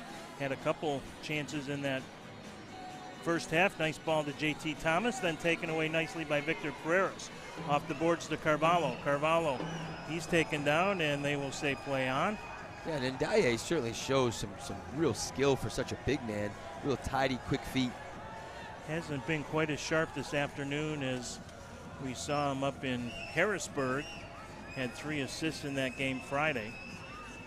But he's a handful for sure, but it's not an easy team to play against because they've got a lot of pace, the St. Louis Ambush. They've got a lot of running type of players. Good save by Navarrete, and then a huge stop off the rebound. JT Thomas denied not once but twice. And that's the save of the game right there for George Navarrete as he robs a very good goal scorer in JT Thomas. Corner kick coming up, though, for St. Louis. Wow. Talk about upper deck. That was 3/4 of the way to Tallahassee. Yeah, exactly. But you talked about the saves. I mean, those are 2 phenomenal saves. That second one was a particular beauty. But I think, more than anything, it's just there's a lot of tempo with the ambush starting this third quarter. They're making runs off the ball. They're getting up and down in transition, showing a lot of grit. Here's JP Reyes off the boards in front. Good play by Sway to read that one. Good news on Pollo as well to learn that he shouldn't miss a lot of time. He is back in St. Louis, though, so there is no backup goaltender dressed here for St. Louis this afternoon as Monolaris is whistled for the foul. Well, Barry continues to just get in front and disrupt. He's been a very impressive defender, super athletic, quick, and he's created a lot of fouls. Long ball on the right side, off the boards in front. Nobody there except Monolaris for the Tropics. Ruggles will take a look. Gets it over to Zach Reggett. Monolaris. Navarrete will come out and play it deep into the St. Louis end of the field and mishits that one. Yeah, I would say Navarrete, it's the right intention. Obviously, the execution was there, but oftentimes he hits that ball into the target. It always kind of veers to the right. So I want to say his technique just needs to be slightly shifted, and he's got to lock that ankle. Nice ball there, and a save off the foot of Kojakov. And see, it snuck in behind the Florida defense, and Navarrete is shaken up, and now Ruggles with a push, and this is getting ugly. Blue cards abound here, and probably going to be at least a couple. We'll see. Sure, Ruggles is going to go as he went to the defense of his goaltender. That's exactly it. Like a hockey game, you're always protecting your goalkeepers, and anytime you got your keeper out of the box close to the boards, there's always going to be a dangerous situation. But Ruggles, we know right now, has the blue card. I'm not sure what's going to happen next. Yeah, we'll see what else is in there. We do have an injured, I think it's Kojakov who's down, and he's in, I think, a lot of pain. This is not, I don't think, one of those kind of he touched me and I'm going to go down to get a call injuries. Well, and he's a tough, gritty player, Kojakov. He's actually, for me, one of the highlights from the ambush first half. He's very busy, technical. He's got an engine on him, and it looks pretty serious because he's not a type of player that's just going to go down easily. And Drew probably needs to just head to the box, take his medicine, and not get anything more than a blue here. So we'll see how it all shakes out. Ruggles will head to the box. Now St. Louis may have someone coming as well. I'm not sure. We're going to see. Clay Roberts out at the center circle looking for an explanation. Gives us a chance to give you that quick first half recap. Chad Vandergriff, 37 seconds in, made it 1-0. Ricardo Carvalho 2-0 at the 2:04 mark, and then Tony Walls made it 2-1 at the 2:47 mark. So less than 3 minutes in, we had 3 goals, and then it got tied on a shootout by Mo Ndai, and that made it 2-2 at the 8-minute mark. And again, less than 90 seconds later, the Tropics began a run of 5 unanswered goals, and indeed one of the St. Louis players is in fact going to get a blue card, as Kojakov is going to have to be helped off the field, it looks like here. It looks like an ankle sprain. Might have rolled it in that kind of scrum where everyone was kind of pushing each other, and unfortunate because he's a real talent. He's an engine. He's got stamina. He's on the man down unit, so he's a real vital piece for the ambush. So it looks like Daduka will be heading to the box for St. Louis. Haven't called his name a whole lot today, and he's a very dangerous offensive threat. Well, he's you look at his stature. He's a big body, good hold-up striker. Mobility-wise, he's more stationary, so he's probably got to find a way to get himself a little bit more around the pitch and find himself in the pockets and get goals off boards and whatnot. But he is a good back-to-goal target forward. One of those big-bodied that we saw Andre Lima play last game for the Tropics.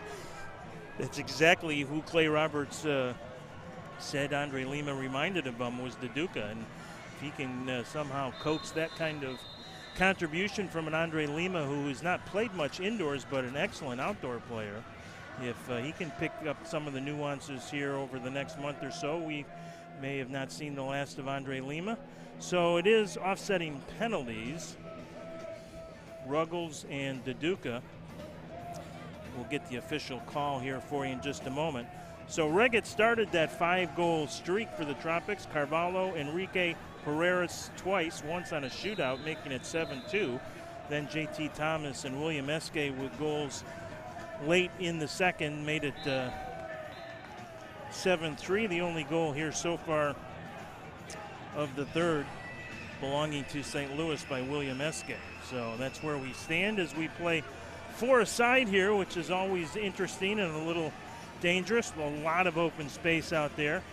Carvalho trying to step up on Cristo. This is Eske with it, being watched by Pereiras.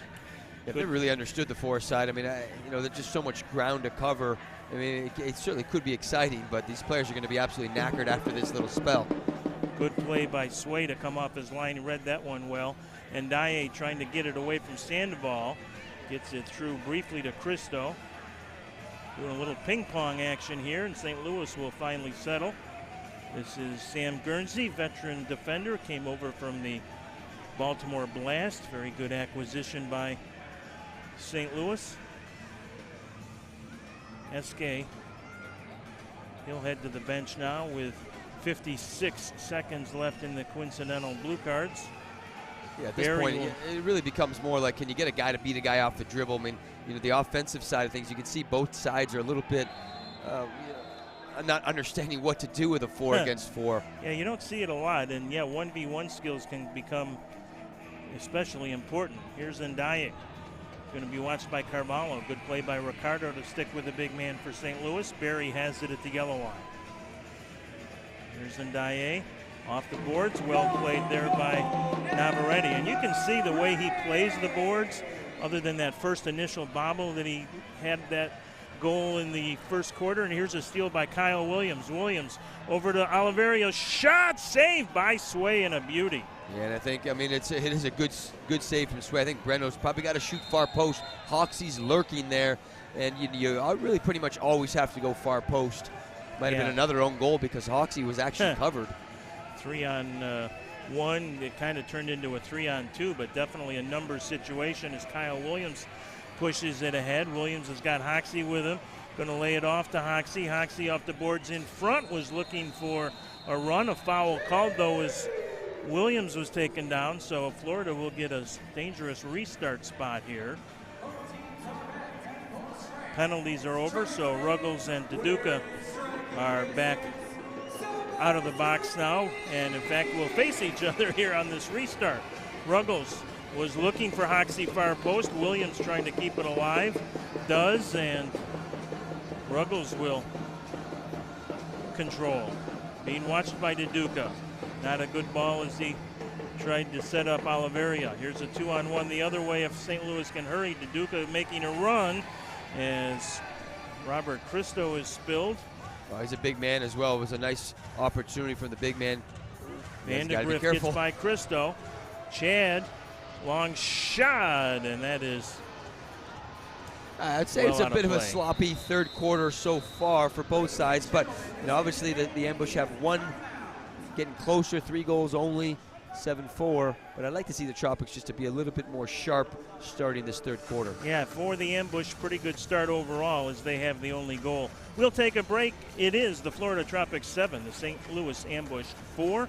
Back with more on Soccer Night Florida on MASL TV. We believe everyone can compete in the arena. Make the play,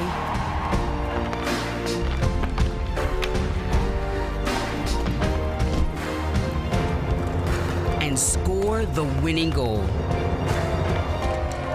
Because the heart of a champion lives in all of us.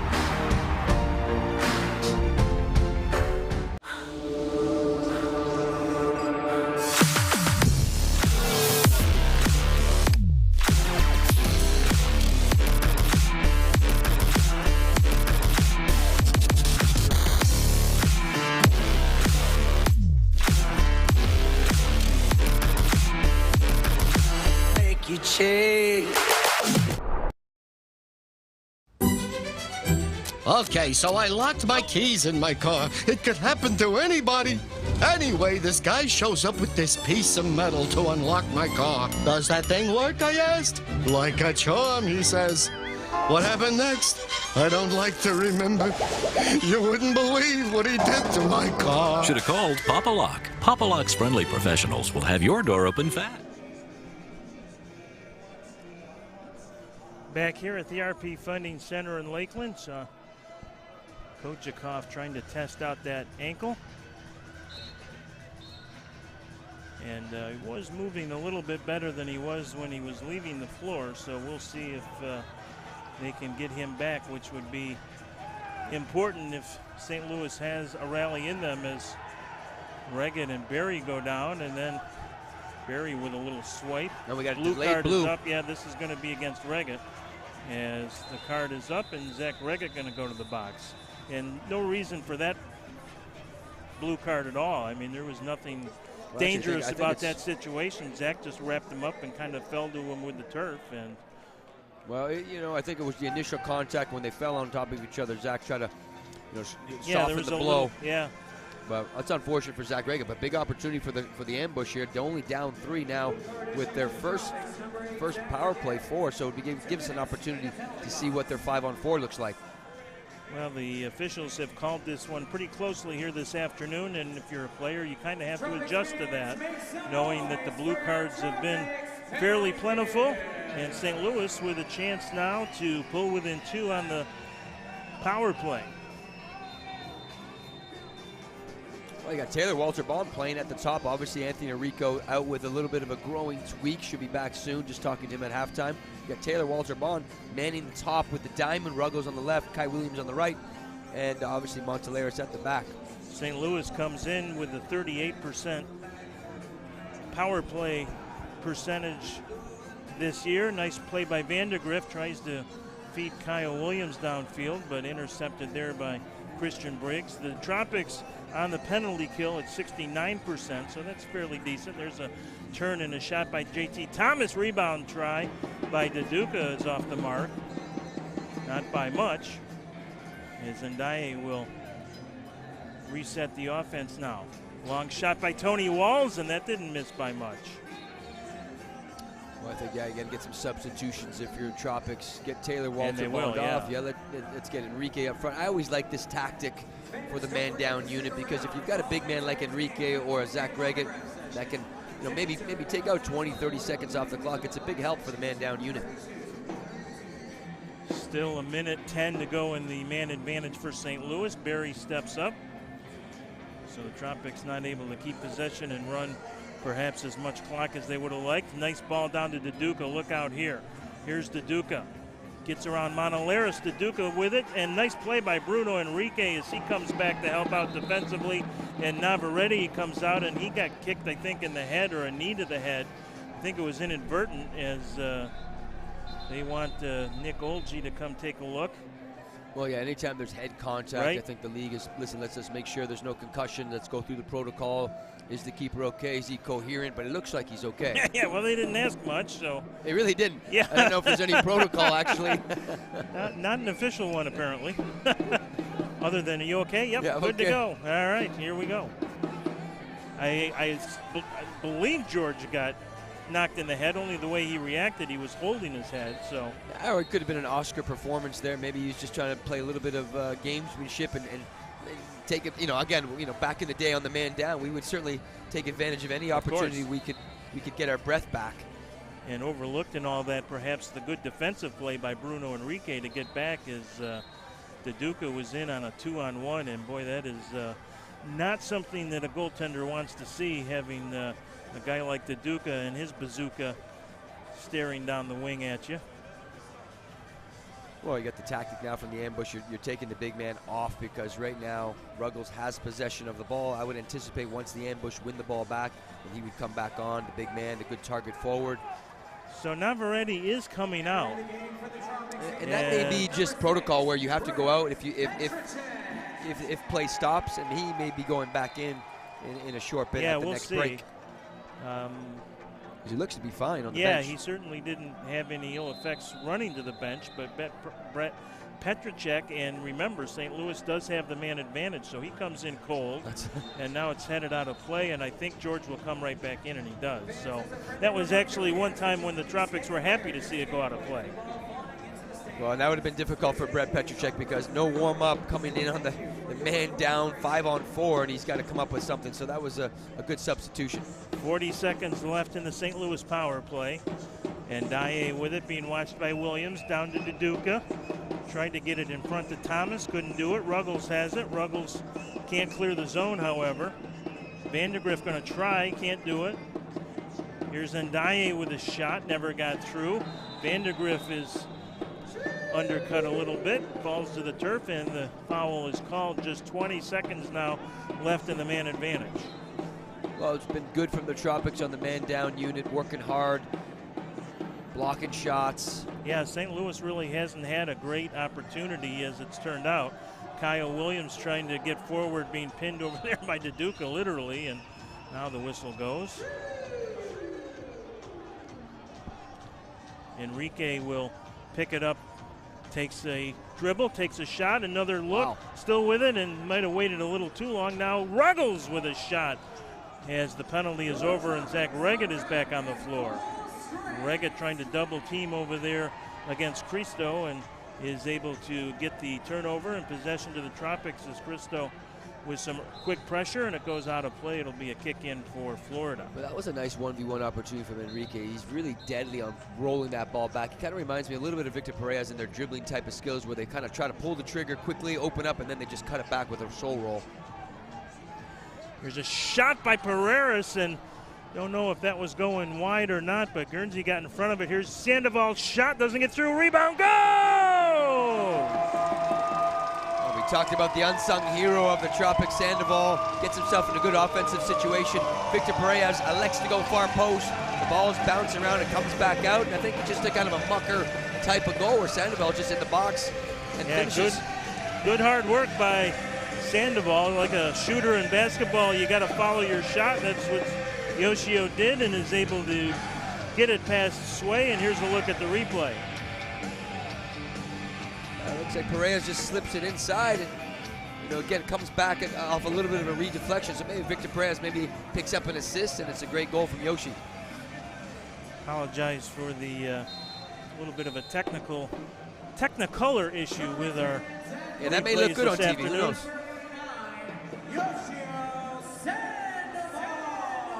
It's just like a 1970s psychedelic replay look. So Pereiras does in fact pick up the assist, so another big game as Pepe multiple goals and an assist. I mean, Victor's just, like you said earlier in the pregame, MVP type start to this year. Yeah, no question. He has been at a different level this year, and he's been at a great level for the last couple of years. One of the big things I've noticed, and it's just a subtle, it's his fitness levels. He just looks fitter. And, you know, not to say that he was never a really unfit player, but he looks sharper, he looks fitter. He's really probably done a great job in the offseason. Maybe his diet slightly changed. You just don't know what. But his offseason proved to be, you know, really good because whatever he's doing, he just looks sharper. The official match ball of the MASL is designed and produced by Flight, expertly designed for the indoor game. Flight is the premier partner of choice. Flight, challenge everything. Enrique will go down, and Alvis will take the moment to send it into the St. Louis end of the field. 5 aside here. Outlet to Schmerman, being watched by Oliveria. Now some pressure up front by Hoxie. His legs look a little better today. Carvalho almost with a takeaway. Now Oliveria with the slide, look out, and they're going to say play on here. 4 on 2. Alvis with it. Alvis deep in the corner, takes a shot looking for Hoxie. Here's Oliveria, and that's blocked. Carvalho shot, saves away. Rebound, Hoxie just misses as it might have hit the outside of the post. Yeah, or just a beautiful block from Sherman there. Yeah, Schmerman might have gotten a piece of it as well, you're right. But good saves, good sequence from both sides there, defensively and offensively, but big opportunity for the Tropics to go up 9-4, narrowly missed. Ruggles will pick it up at the midfield line, down to Carvalho. Ricardo with it. He's had a good afternoon as well. Vandegrift will be watched out there. Now Hoxie gives it to Chad, and he just misses. Suddenly the great goal scorer, Chad Vandegrift. Here's a nice ball ahead to Eske. Eske going to be chased down, though, by Vandegrift. Left off for Paredes, and he's not able to create the shot. Comes all the way back to Guernsey. I don't want to spoil anyone, but it's 2-0 Canada in a massive World Cup qualifier, so I'm extremely happy for the Canadians. Nice ball in front by Ndaye, and there's Barry trying to square one up and couldn't quite do it. Reggett leaves it off for Pereiras. Got Kyle Williams making a nice diagonal run. Williams going to be able to try and cut it to the top of the arc. Gets it down low to Reggett. He's got JP Reyes making a run. Kyle Williams tried to leave it off for JP. That would have been a pretty one. Long ball ahead of the field here to JT Thomas. Look out. Thomas dangerous. Bangs it off the boards. Fortunately for St. Louis, nobody in the neighborhood or fortunately for Florida, nobody in the neighborhood wearing the black and teal and pink.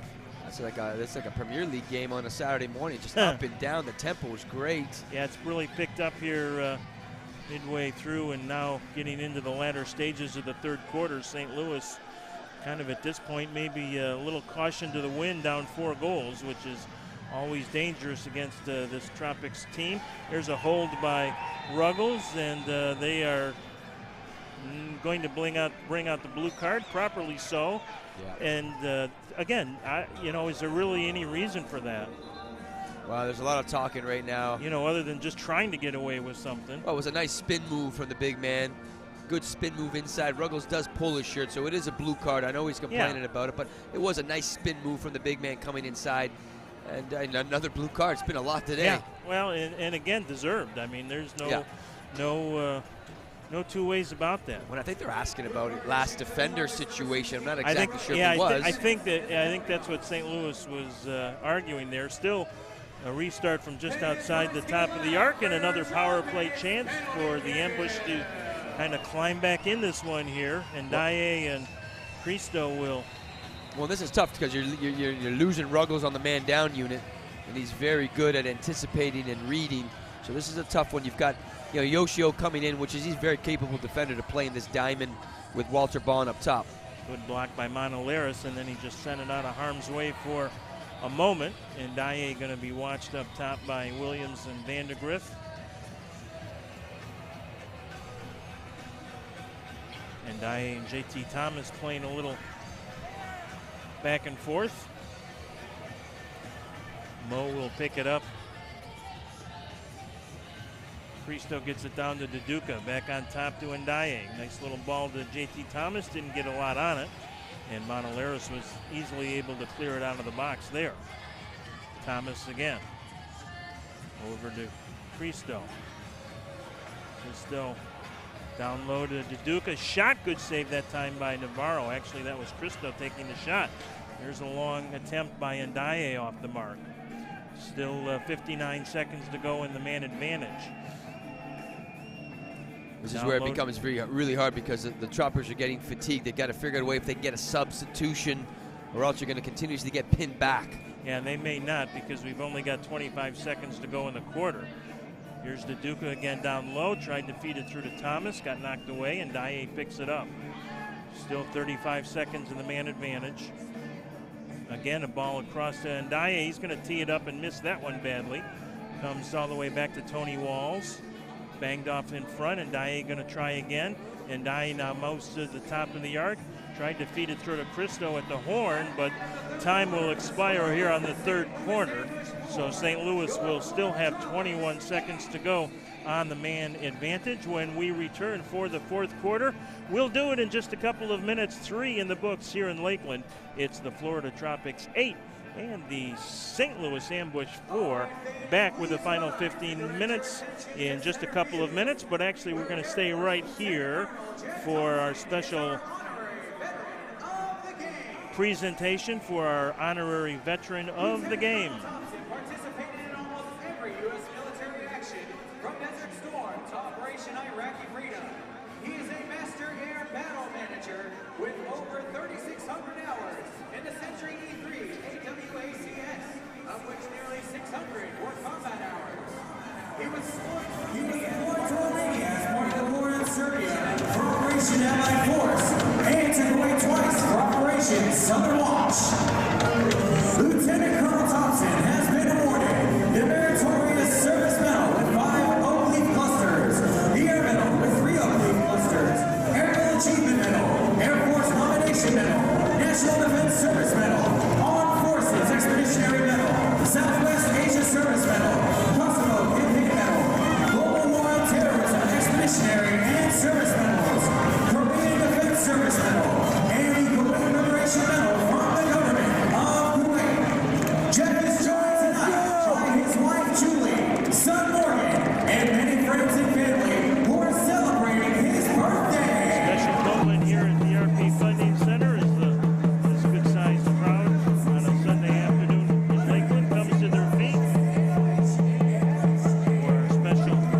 veteran of the game, Lieutenant Colonel Jeffrey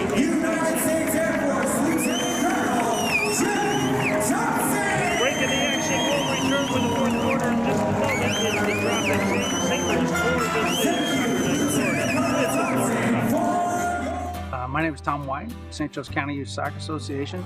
I guess my passion is families teaching families about soccer. SCISA is the largest recreational organization in the state. We take the opportunity to build the community within the community and let it be about the soccer and the kids, not about anything else. A positive environment for everybody. If you just want to pass along a soccer passion that you had as a kid, this is the place to be. Yeah, this is the place to be.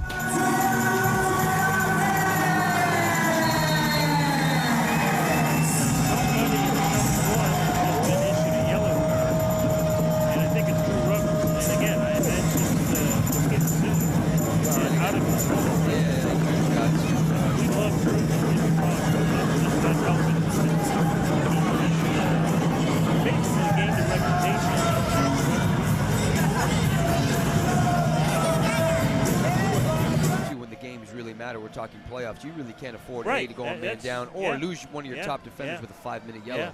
Yeah, that's exactly right. I mean, it gets tough from here for the Tropics. This is the easy part. These 9 games in a row at home. Well, and again, you know, no one would have, I don't think, anticipated a 9-1. It's been a really good start. They've got a lot of veteran players. They're playing great indoor soccer. I love everything they're doing. But again, the road becomes that much tougher, you know, especially in the indoor. Sometimes the back-to-backs, the travel, the different types of arenas. I mean, there's so many things stacked against you when you're on the road. Luckily, unfortunately for them, they do have a lot of veteran-type players that are used to that. Yeah, some good depth, and we've talked about that repeatedly during this homestand, and that will all come into play to be certain. And look, we've seen teams starting to retool their rosters. Utica City, who has probably been, if not the most disappointing team in the league so far, one of them. Already has signed Everton, the former St. Louis coach, and now just added another very good St. Louis player in Stephane St. Louis, who will join Everton in Utica. Well, sometimes it literally could take 1 or 2 players. I mean, Everton's going to be, for that team, I would anticipate more of a set-piece specialist, maybe on the man-up unit, you know, taking top of the arc, some corner kicks. I mean, he's certainly a really veteran-savvy type player. Had a lot of success in the indoor game, predominantly with the Milwaukee Wave.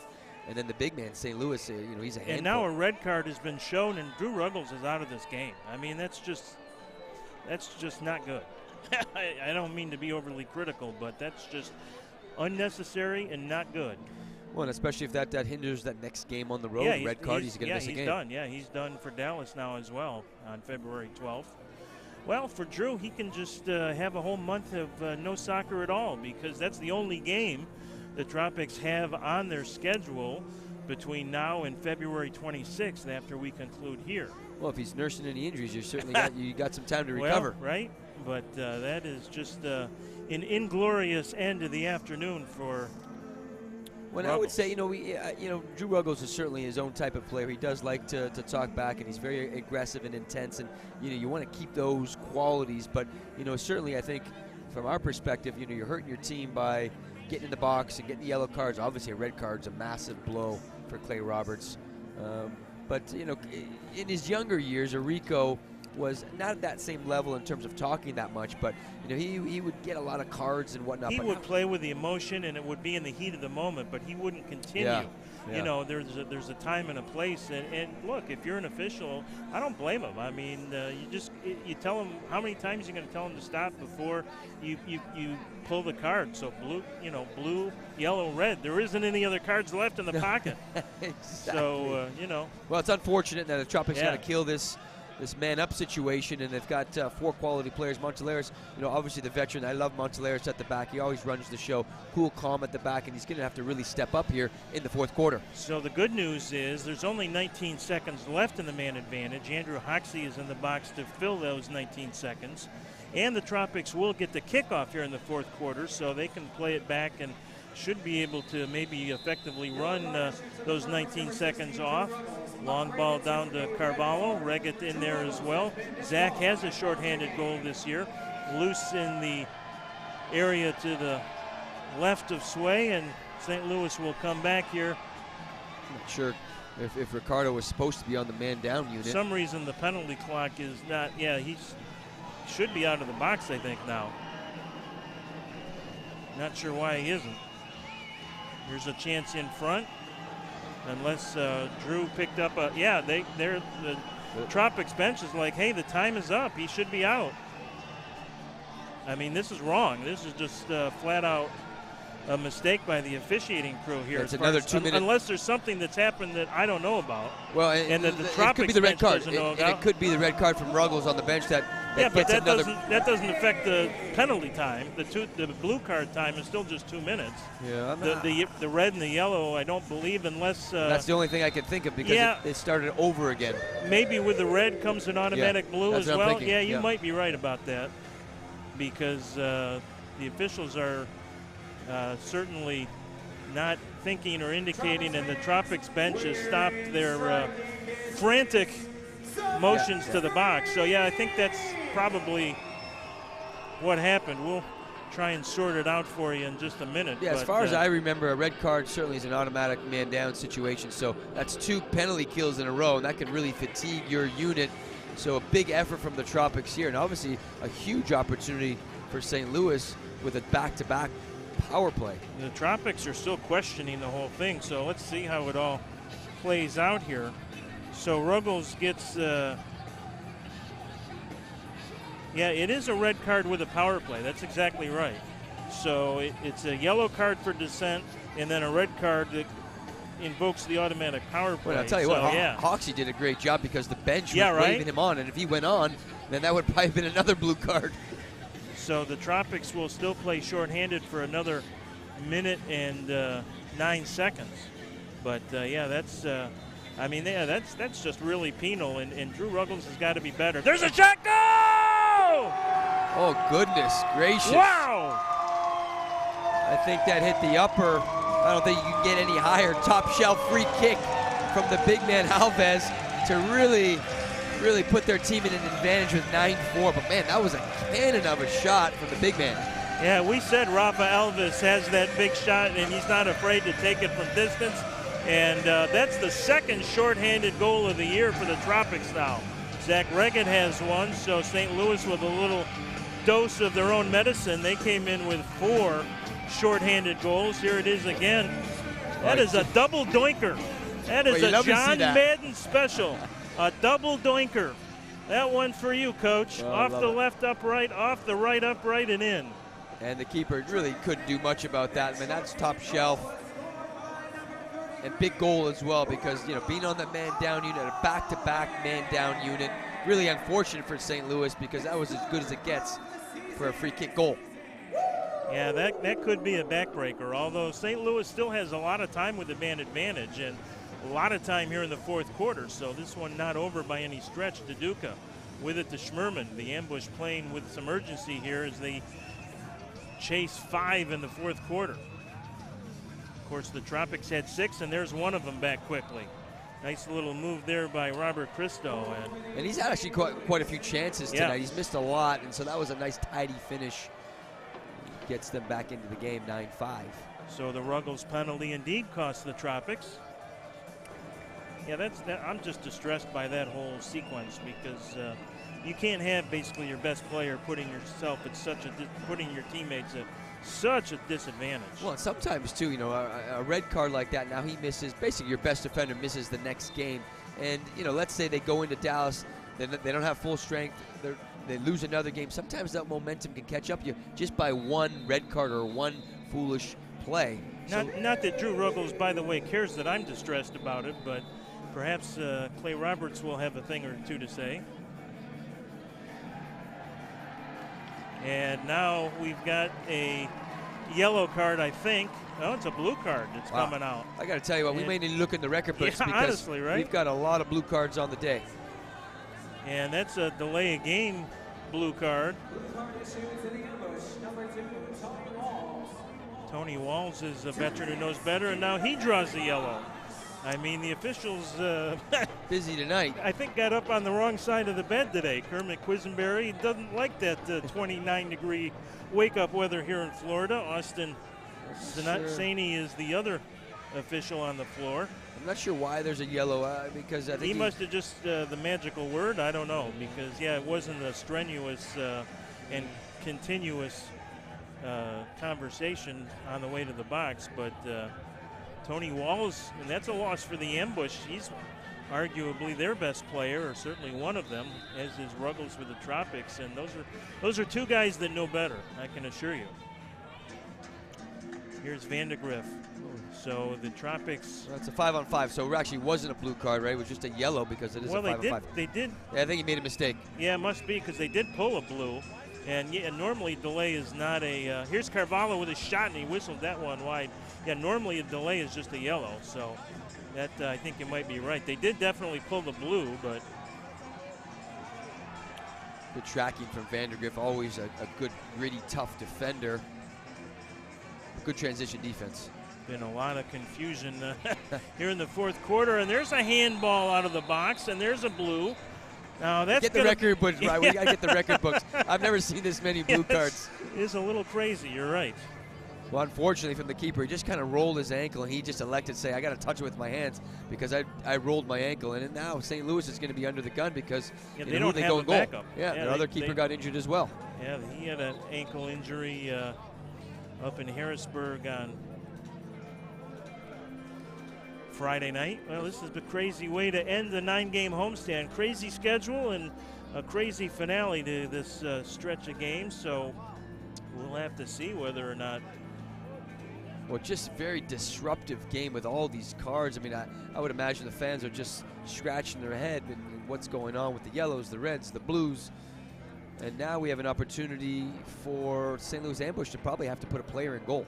Yeah, kind of a sixth attacker situation. I don't really know. Should have probably asked Coach Locker at the intermission interview there who he would put in goal if he had a situation that arose. And probably worst case scenario is actually reality, at least at the moment. So we'll see as Nick Olgi is out there to tend to Sway. I do believe our fantastic photographer Chris Arnold does have in the record books. We're going to take a timeout here, so we'll step aside for just a moment. It's the Tropics 9, the Ambush 5, back in a moment. Nice. Go team!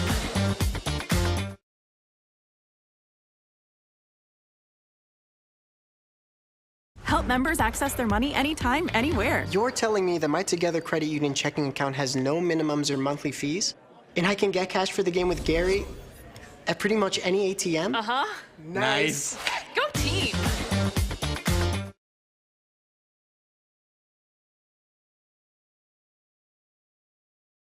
We are the Bond Clinic. We are your medical services. Comprehensive, personalized, state-of-the-art healthcare designed to serve you and your family. We are community. For over 70 years, the Bond Clinic physicians and our team of specialists deliver expert treatments and outstanding care. With over 90 providers, from pediatrics to diabetic care, lab services to sports medicine, we put your health first. Healthcare excellence in our community. The Bond Clinic.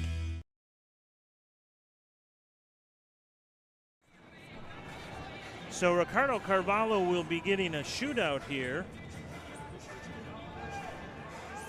to try and make it a 10-5 game, and this undoubtedly would, well, I don't want to say undoubtedly be a dagger because this is indoor soccer, but every time the Ambush seem like they're about ready to climb back in, something bad happens. Sway gonna stay in there. And Sway's got an ankle injury, so how does that affect right? him coming off the line?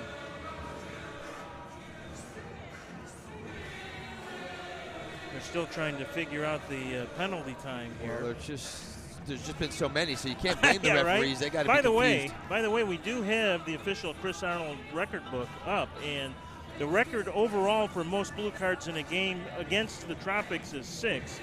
The most blue cards overall from an opponent is 5. So I do believe that we have at least one record set. Don't have actually the combined number of total blue cards in a game, but so where are we at right now? Let me add it up after the Carvalho shootout. Because we certainly are because getting into the double digits. I'm going to have to bring out the pocket calculator, the Texas Instrument T1000, to figure that out. So Carvalho, not Pereiras, is going to take this shootout. Well, and Carvalho's got such a strong left foot, very savvy with the ball. You know, does he elect to fake it and drag it? And now they're going to say restart at the top of the arc, and they're going to bring in somebody for sway. I don't know what's going on. Well, and the reason is because you know when a trainer comes on the field. I guess the signal from the official, which is the normal top of the arc restart signal, was that they were going to change goaltenders, rotate the. So I get it. All right, I get it. I'm all right. Well, you've got a player in goal that obviously has never really trained for a shootout, but sometimes they can be so awkward and may confuse Ricardo Carvalho because of the way they come out, and they've got no idea really what they're doing as a player in goal. Got to think that Ricardo's kind of licking his chops here, you'd maybe. hope. And if he doesn't convert it, I don't want to be in the locker room after the game if I'm Ricardo, I'll tell you that. Well, and I would imagine that the keeper's going to fly out, and maybe an opportunity for Ricardo just to dribble around him. Yeah, I think that's probably it makes the most sense.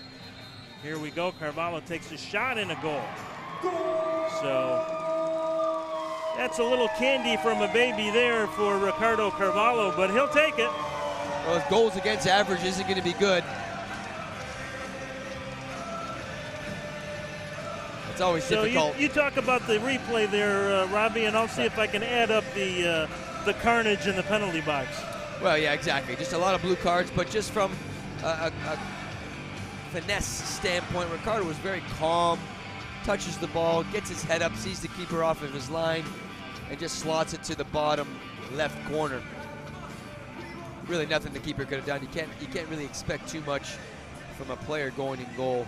Yeah, that is 6 now for St. Louis, so that is a official record. It's Christian Briggs, I think, who is down the 6th man attacker. So, yeah, 6 blue cards for St. Louis, and let me see how many the Tropics have been hit with. Well, Ruggles, you know, he's got a blue plus a red, so that would be 2 right off the bat.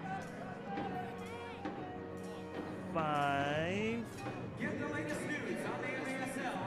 At least 5. Let me see here. 5. Yeah, 5 officially. So 11 total blue cards in the game. Yeah, it should be 10-5 on this. They didn't even change the scoreboard here. It's gotten so confusing. Now, I think they have. But yeah, that one, as far as I know, it counts, even though it wasn't against an actual real goaltender. Yes, exactly. Well, I think you know, in terms of the game, you know, 10 goals, obviously more double digits for the Tropics is very impressive to continue on this double-digit streak. And that's probably another question I have for you, Brian, is how many games now with double-digit goals would be something. But yeah, that I don't think is part of the Chris Arnold official 153-page record book, so we'll have to yell at Chris for that. We're going to make a new one. But yeah, right. But I just anecdotally, I would guess that's a record. I'd bet my hefty Tropics paycheck on that. So we'll see. But I tell you what, though, from a fan's perspective, I feel, I mean, I'm excited for them because they get to see 10 goals, probably more. But at the same time, they're probably scratching their head with all these stoppages. It's been a lot of very it's been disruptive choppy games. because of all the nonsense, I will call it. Yeah. A lot of it nonsense. And you know, I'm not blaming the officials by any stretch. The blue cards have been warranted for the most part. I mean, I have no complaint that they've done a poor job. They've just called it tight, and the players haven't adjusted to that. No, they haven't. And there's just been too much back talk and just clumsiness about the game. Yeah. And that's unfortunate because it does kind of take away from the excitement and artistry and sometimes chaos of the indoor game, which we all love. Well, I can tell you this, you know, just being a former player, we'd be just loving the fact that you have teams that are very undisciplined and giving up a lot of blue cards because, you know, when I was in my blast days, we had a really, really good man-up unit with Salenza and Cabral, David Bascom, Danny Kelly. We had, you know, some really, really talented players in the attacking parts of the field, Leacher Shantrick and Tariq Walker. And we would love the fact that when teams would give us blue cards, it just gave us that momentum. And oh, by the way, That is the hat trick for Ricardo Carvalho. He had a 4-goal game earlier this year. Quiet hat trick as well, I feel like, or just kind of quiet. But he's, nonetheless, it's a hat trick. And by the way, it's actually Sam Guernsey in goal, and it's Breno Oliverio on the counter. Over to Alvis, he whiffs. Don't see that very often. It was Will Ndiaye whiff, like from the first half for St. Louis.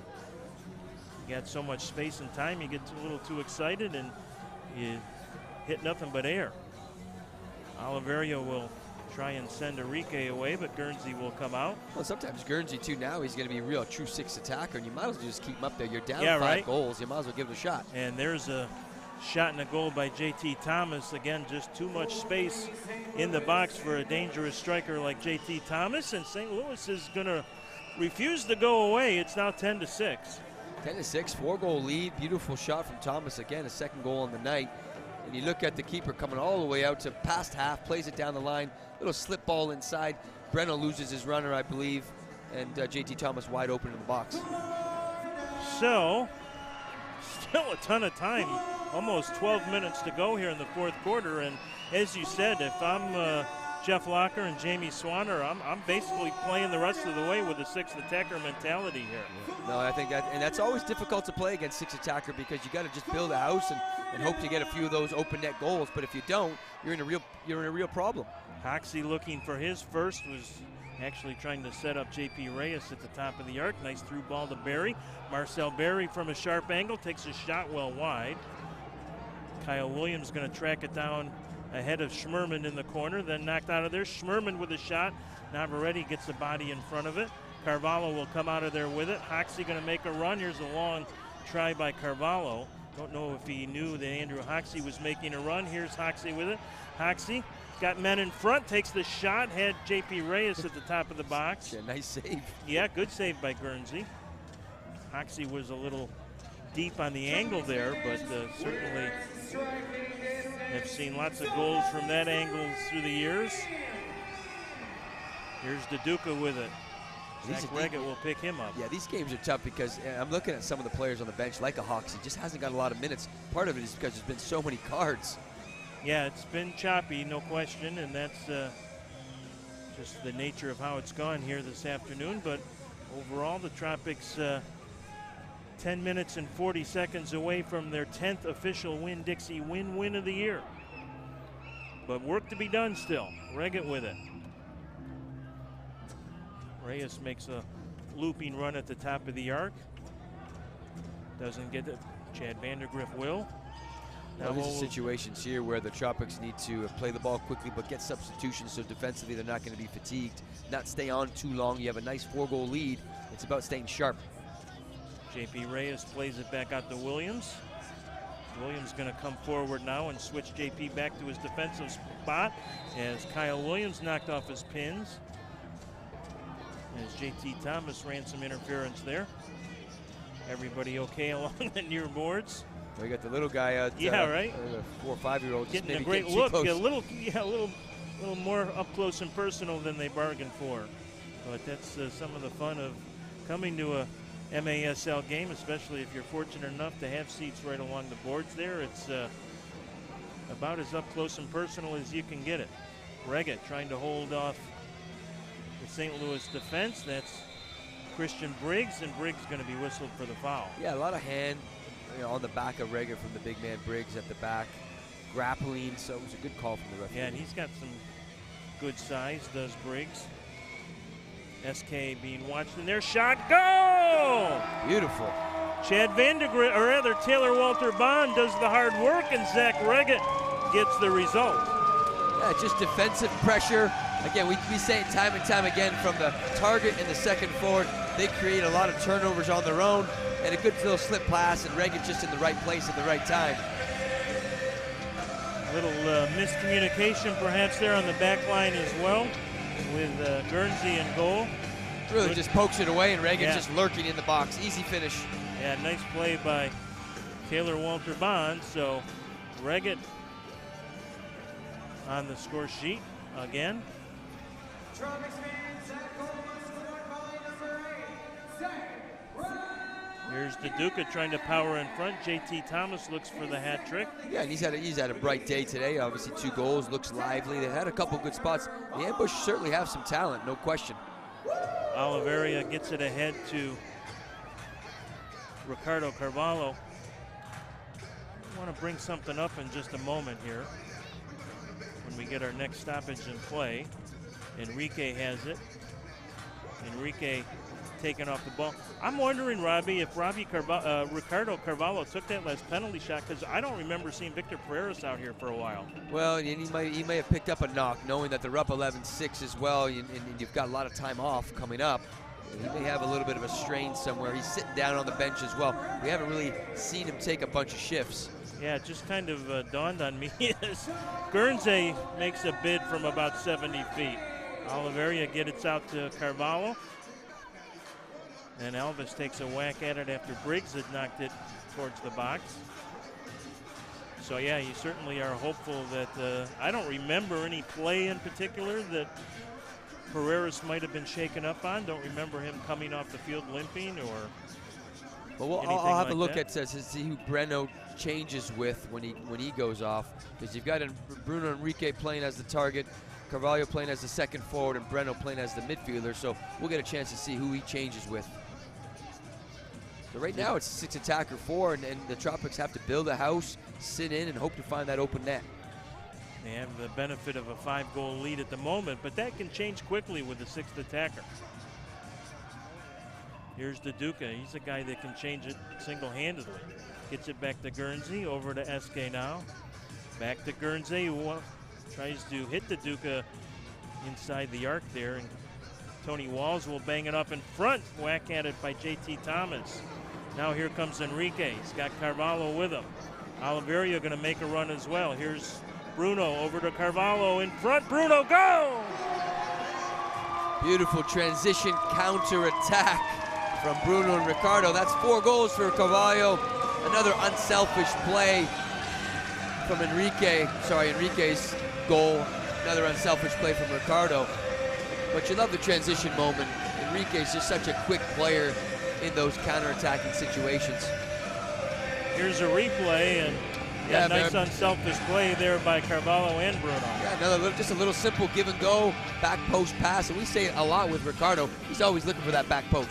And I kind of get tired of talking about it because the Tropics have scored so many goals on this homestand, and I know fans around the league probably don't think it's maybe the most sportsman thing to do, but as Clay Roberts has pointed out, and I'll defend Clay on this, one of the reasons is because goals scored, or total goals, goal differential, can all be part of the power play, and I think the tiebreaker, right? Thank you for the postseason. And the fact is, I think it's the 4th tiebreaker, goals, and one of the tiebreakers ahead of them is, for example, head-to-head. Well, the Tropics don't play Kansas City at all this year. So if it's Kansas City and Florida in a neck-and-neck race for the #1 seed late in the year, now all of a sudden the goals category plays even a bigger role since there is no head-to-head between the Attack and St. Louis. So, I mean, it's a valid point. It's not like it's the 9th or 10th tiebreaker that you're only going to get to once in 1,000 years. It's in play. Maybe not hugely in play, but in play enough in the mind of Clay Roberts that you're not going to take the foot off the gas pedal, even though you have at this point a comfortable 12-6 lead. So, well, I think it speaks just about the mentality that Clay Roberts wants. I mean, you're always got your foot on the pedal. You're always looking to attack. And again, I think when you look at games that are blowouts in any of the professional leagues, whether it's the NFL, NHL, the NBA, you see it more so in the NBA when guys are trying to chuck up a 3 to get some points, when they're up by 30 with 2-3 seconds left just to maybe get a triple-double. But I think if they're doing it when there's, if it's not overly celebrate it sometimes when you're up by 10 goals and you're running around taking your shirt off. I think that's what bugs players. But I think if you're just pushing the envelope and playing the right way, I certainly don't see any problem with it. So it's actually the 4th and 5th tiebreaker in the playoff scenario, just looking it up here. Points, total points is the first tiebreaker, and certainly not inconceivable that you could end with the same number of points with another team at the top of their division. The second tiebreaker is regulation wins. And so, again, not inconceivable. That's not so exotic that you couldn't be tied there. And then head-to-head, as we said, is the third. And the Tropics know they don't play Kansas City. Yeah, so that's out the window. Right, that one is basically null and void, as they say. And then you get to goal differential and goals for are tiebreakers 4 and 5 to determine the playoff seeding. So that is the rationale, at least. Want fans to be aware of the fact that the Tropics are aware that they are perhaps some would consider the fact they're running up the score, but that is the rationale. And Kansas City hasn't stopped scoring a lot of goals either. They put a 9 spot on the board last night against Dallas. Here's Taylor Walter Bond with it. Sam Guernsey still in goal, and Zach Reggett will track it down and play it all the way back out to Lucas Montoleras. So no Victor Pereiras again, and so he obviously, I think, is done for the afternoon, and hopefully not too long. Other than that, here's Oliverio. Shot, goal! That's just a beautiful play from Zach Reggett. Very difficult angle off the boards, but for him to see that, to read that, speaks about his experience in the indoor game, and he's just becoming an all-round fantastic target forward. Not one-dimensional anymore, but you love the run from the rookie Breno off the boards. You look at the replay, and Zach Reggett just holding the ball up against tussling there. But just a great angle. Really difficult ball off the boards, and he makes it look easy. I will say this about the Tropics' performance this afternoon. We've seen some of the prettiest assists we have seen all year. That was very similar to a play at that end of the field, except off the other boards that Victor Pereiras and Ricardo Carvalho combined on a couple of games ago. There's been so many great indoor goals from the Tropics, and they're really, again, talking about veterans, and that's what happens when you have a lot of veterans on the team. They look for the boards, they look for the back post. Here's Ndiaye with a shot just a couple inches above the crossbar. Kyle Williams unable to clear as Alves tried to get it out of the zone as well. So St. Louis, short of a miracle rally here, will drop the 2 games in their swing to the East Coast. Harrisburg and Florida getting the measure of the ambush this weekend. Last night, or Friday night, a heartbreaker. Here's Enrique off the boards to Carvalho. Good play by Guernsey to come out and deny Carvalho his 4th of the game. He's already got a 4-goal game this year. It is difficult for Guernsey because he's a 6 attacker, so he's got to get up and down. He's got to get back, and he's going to be absolutely exhausted because it's like a 12-minute 6 attacker. Yeah, that's. I mean, don't mean to laugh at, more with at this point. If you're St. Louis, down to losing both goaltenders on this trip now to looks like ankle injuries. The report, if you're just tuned in a little late and you're an Ambush fan, sorry about that. That don't have better news for you on the score front, but not terrible news as they get a 7th now, banged in there by. Yeah, I think it was Thomas. Yeah, JT Thomas gets the hat trick. Well, he's been a spark for the Ambush. He's got a really hard shot, accurate shot as well. And again, obviously you're going to get scored on. 12-minute 6 attacker against, for the most part, you can only sustain that for so long. But ball just kind of ricochets off the boards and falls into the path perfectly for JT Thomas. So 13-7 our score. Still not expecting the Ambush to get 6 here in the final 4.5 minutes, but. And well, Victor is, no, that's Breno out there. So yeah, no, he's certainly off. He hasn't been in. He's picked up a knock, unfortunately. Hopefully it's not too serious. They've got players in different positions. Yeah, I mean, we'll get a report, obviously, after the game. And there is another quick one. Nice little move that time by Robert Cristo. Yeah, just sloppy play. And sometimes you see that there's a lot of line changes, different personnel going on. Bad back pass, I want to say, from Taylor Walter Bonds, and just gets sniffed out, picked up. 5-hole goal. Another replay here is Taylor Walter Bond just plays a sloppy back pass. The big man takes it. Nice tidy finish through through Navarrette's legs. As we mentioned, this is the first of 3 in the MASL this afternoon. A couple out west. Tacoma will be on the road in Ontario to meet the Fury. And Utica City starts a couple of games out west with an engagement against San Diego. That is an 8 o'clock Eastern start, and then Utica will stay out there and play Ontario on Tuesday night. Kind of an unusual scheduling date. If the Tropics had the worst schedule in the MASL this year, I think Ontario probably had the second worst. And the Fury might argue it's the other way around. Right Schmerman. Yeah, the Tropics have to figure out a way to score on the empty net. Oliveria thought about the long chip there. Guernsey will come back and track it down. Now the ambush are going to hurt some of the defensive stats for the Tropics. There's a long shot by Pepe, and that goes 3/4 of the way to Haines City. Yeah, Pepe probably should have played the ball down the boards.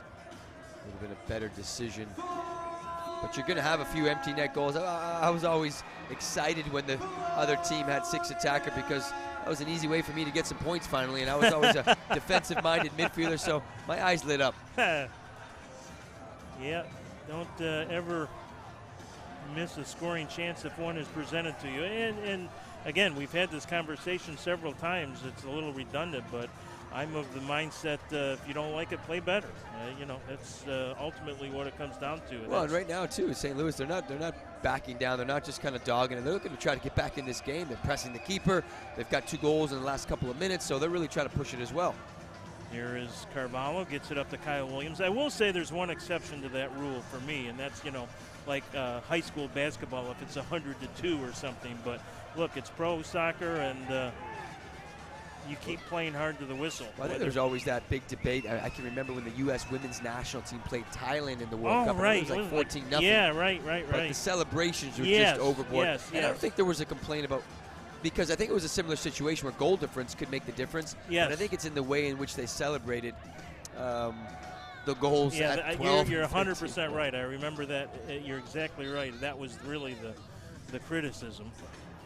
But yeah, I don't think you can't blame players for wanting to score. It could be their first World Cup experience. You got players coming off the bench in their first World Cup cap.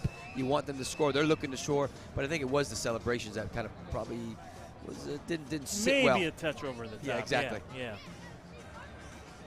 Here's Deduca with it. Ambush looking for 1 or 2 late ones here. JT Thomas, who had the hat trick, didn't get much on that one. So I'm not sure I finished the thought for Ambush fans on Eduardo Cortez. Pollo, the goaltender, who was hurt up in Harrisburg on Friday night. Ball all the way through to Navarrete, and Walls and JP Reyes collide there and exchange a quick pleasantry. So the news is pretty good on Pollo. Jeff Locker, the St. Louis coach, telling us at halftime that he expects Cortez to miss maybe a couple of weeks with the ankle sprain. But that is not as bad as it could have been, and hopefully Josue Mazon, Sway, who started here this afternoon and comes out with an ankle injury of his own in the 4th quarter, will either be available next weekend or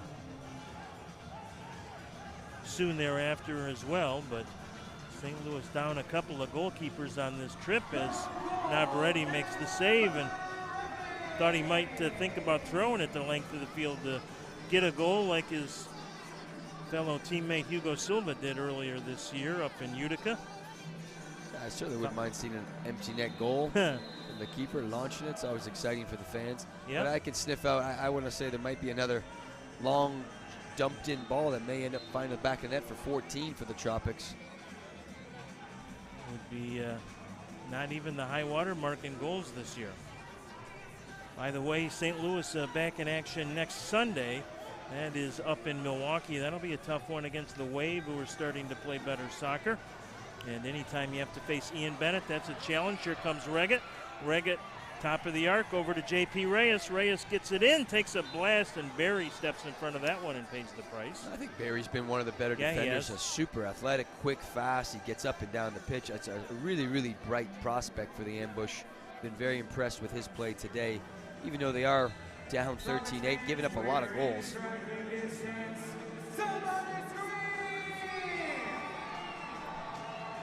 Carvalho bumped down by Ndaye.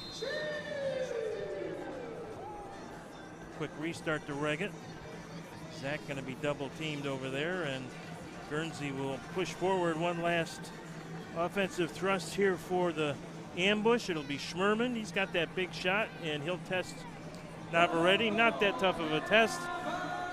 And time will run out here on the ambush this afternoon. And another official Winn-Dixie win-win for the Florida Tropics as they cruise past the St. Louis ambush by a final score of 13-8. Take a good look, fans, because it's the last time you'll see Florida here at the RP Funding Center for a while, about 6 weeks in fact. The next home game will not be until Sunday, March 13th, when Tacoma comes to town.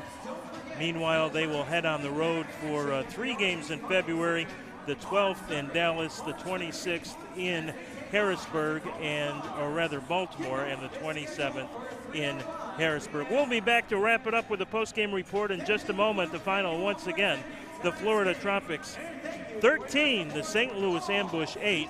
This is a special Sunday matinee edition of Soccer Night Florida with the Florida Tropics.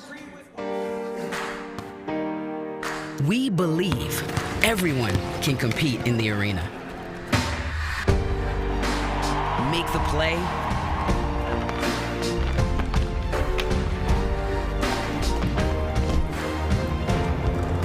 and score the winning goal. Because the heart of a champion lives in all of us.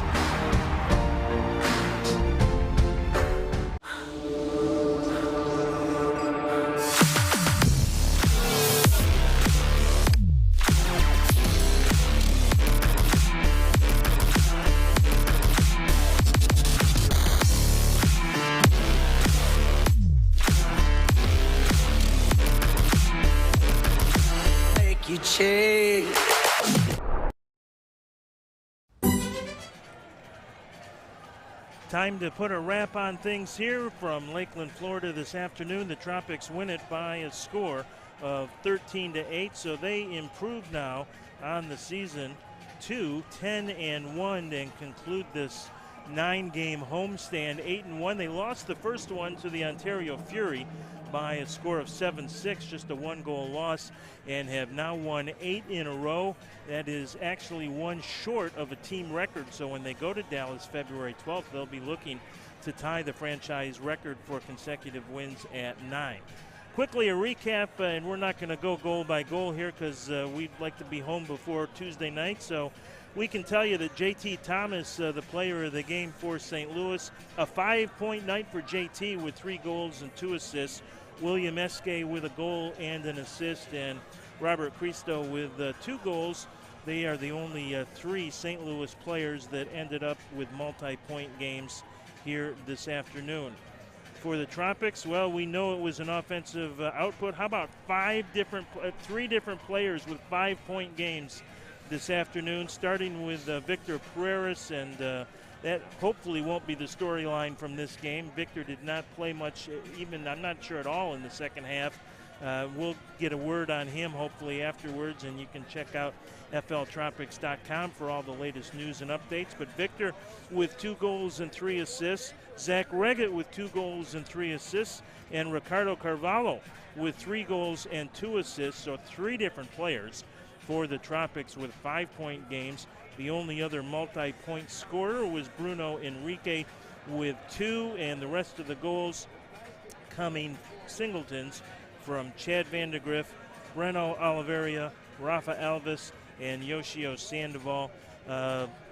Again, just a pretty dominant performance ultimately by the Tropics. You win a game by 5 goals, whether it's 6-1 or 13-8.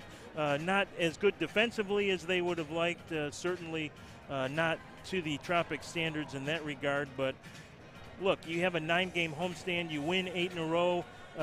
No complaints. If you were to tell me 11 games into the season, having looked at that schedule, Robbie, opening on the road in Baltimore and Utica, 2 very difficult, potentially difficult games, and the Blast did take the Tropics right to the wire in that season opener before Florida won at 6-4, and then that surprisingly easy 7-1 win in Utica. So you come home 2-0, and I was thinking right out of the gate you get a split of those two games, and I'm okay with that. And you're probably not going to sweep 9 in a row at home, but you take 8 out of 9. I think all things considered, 10-1.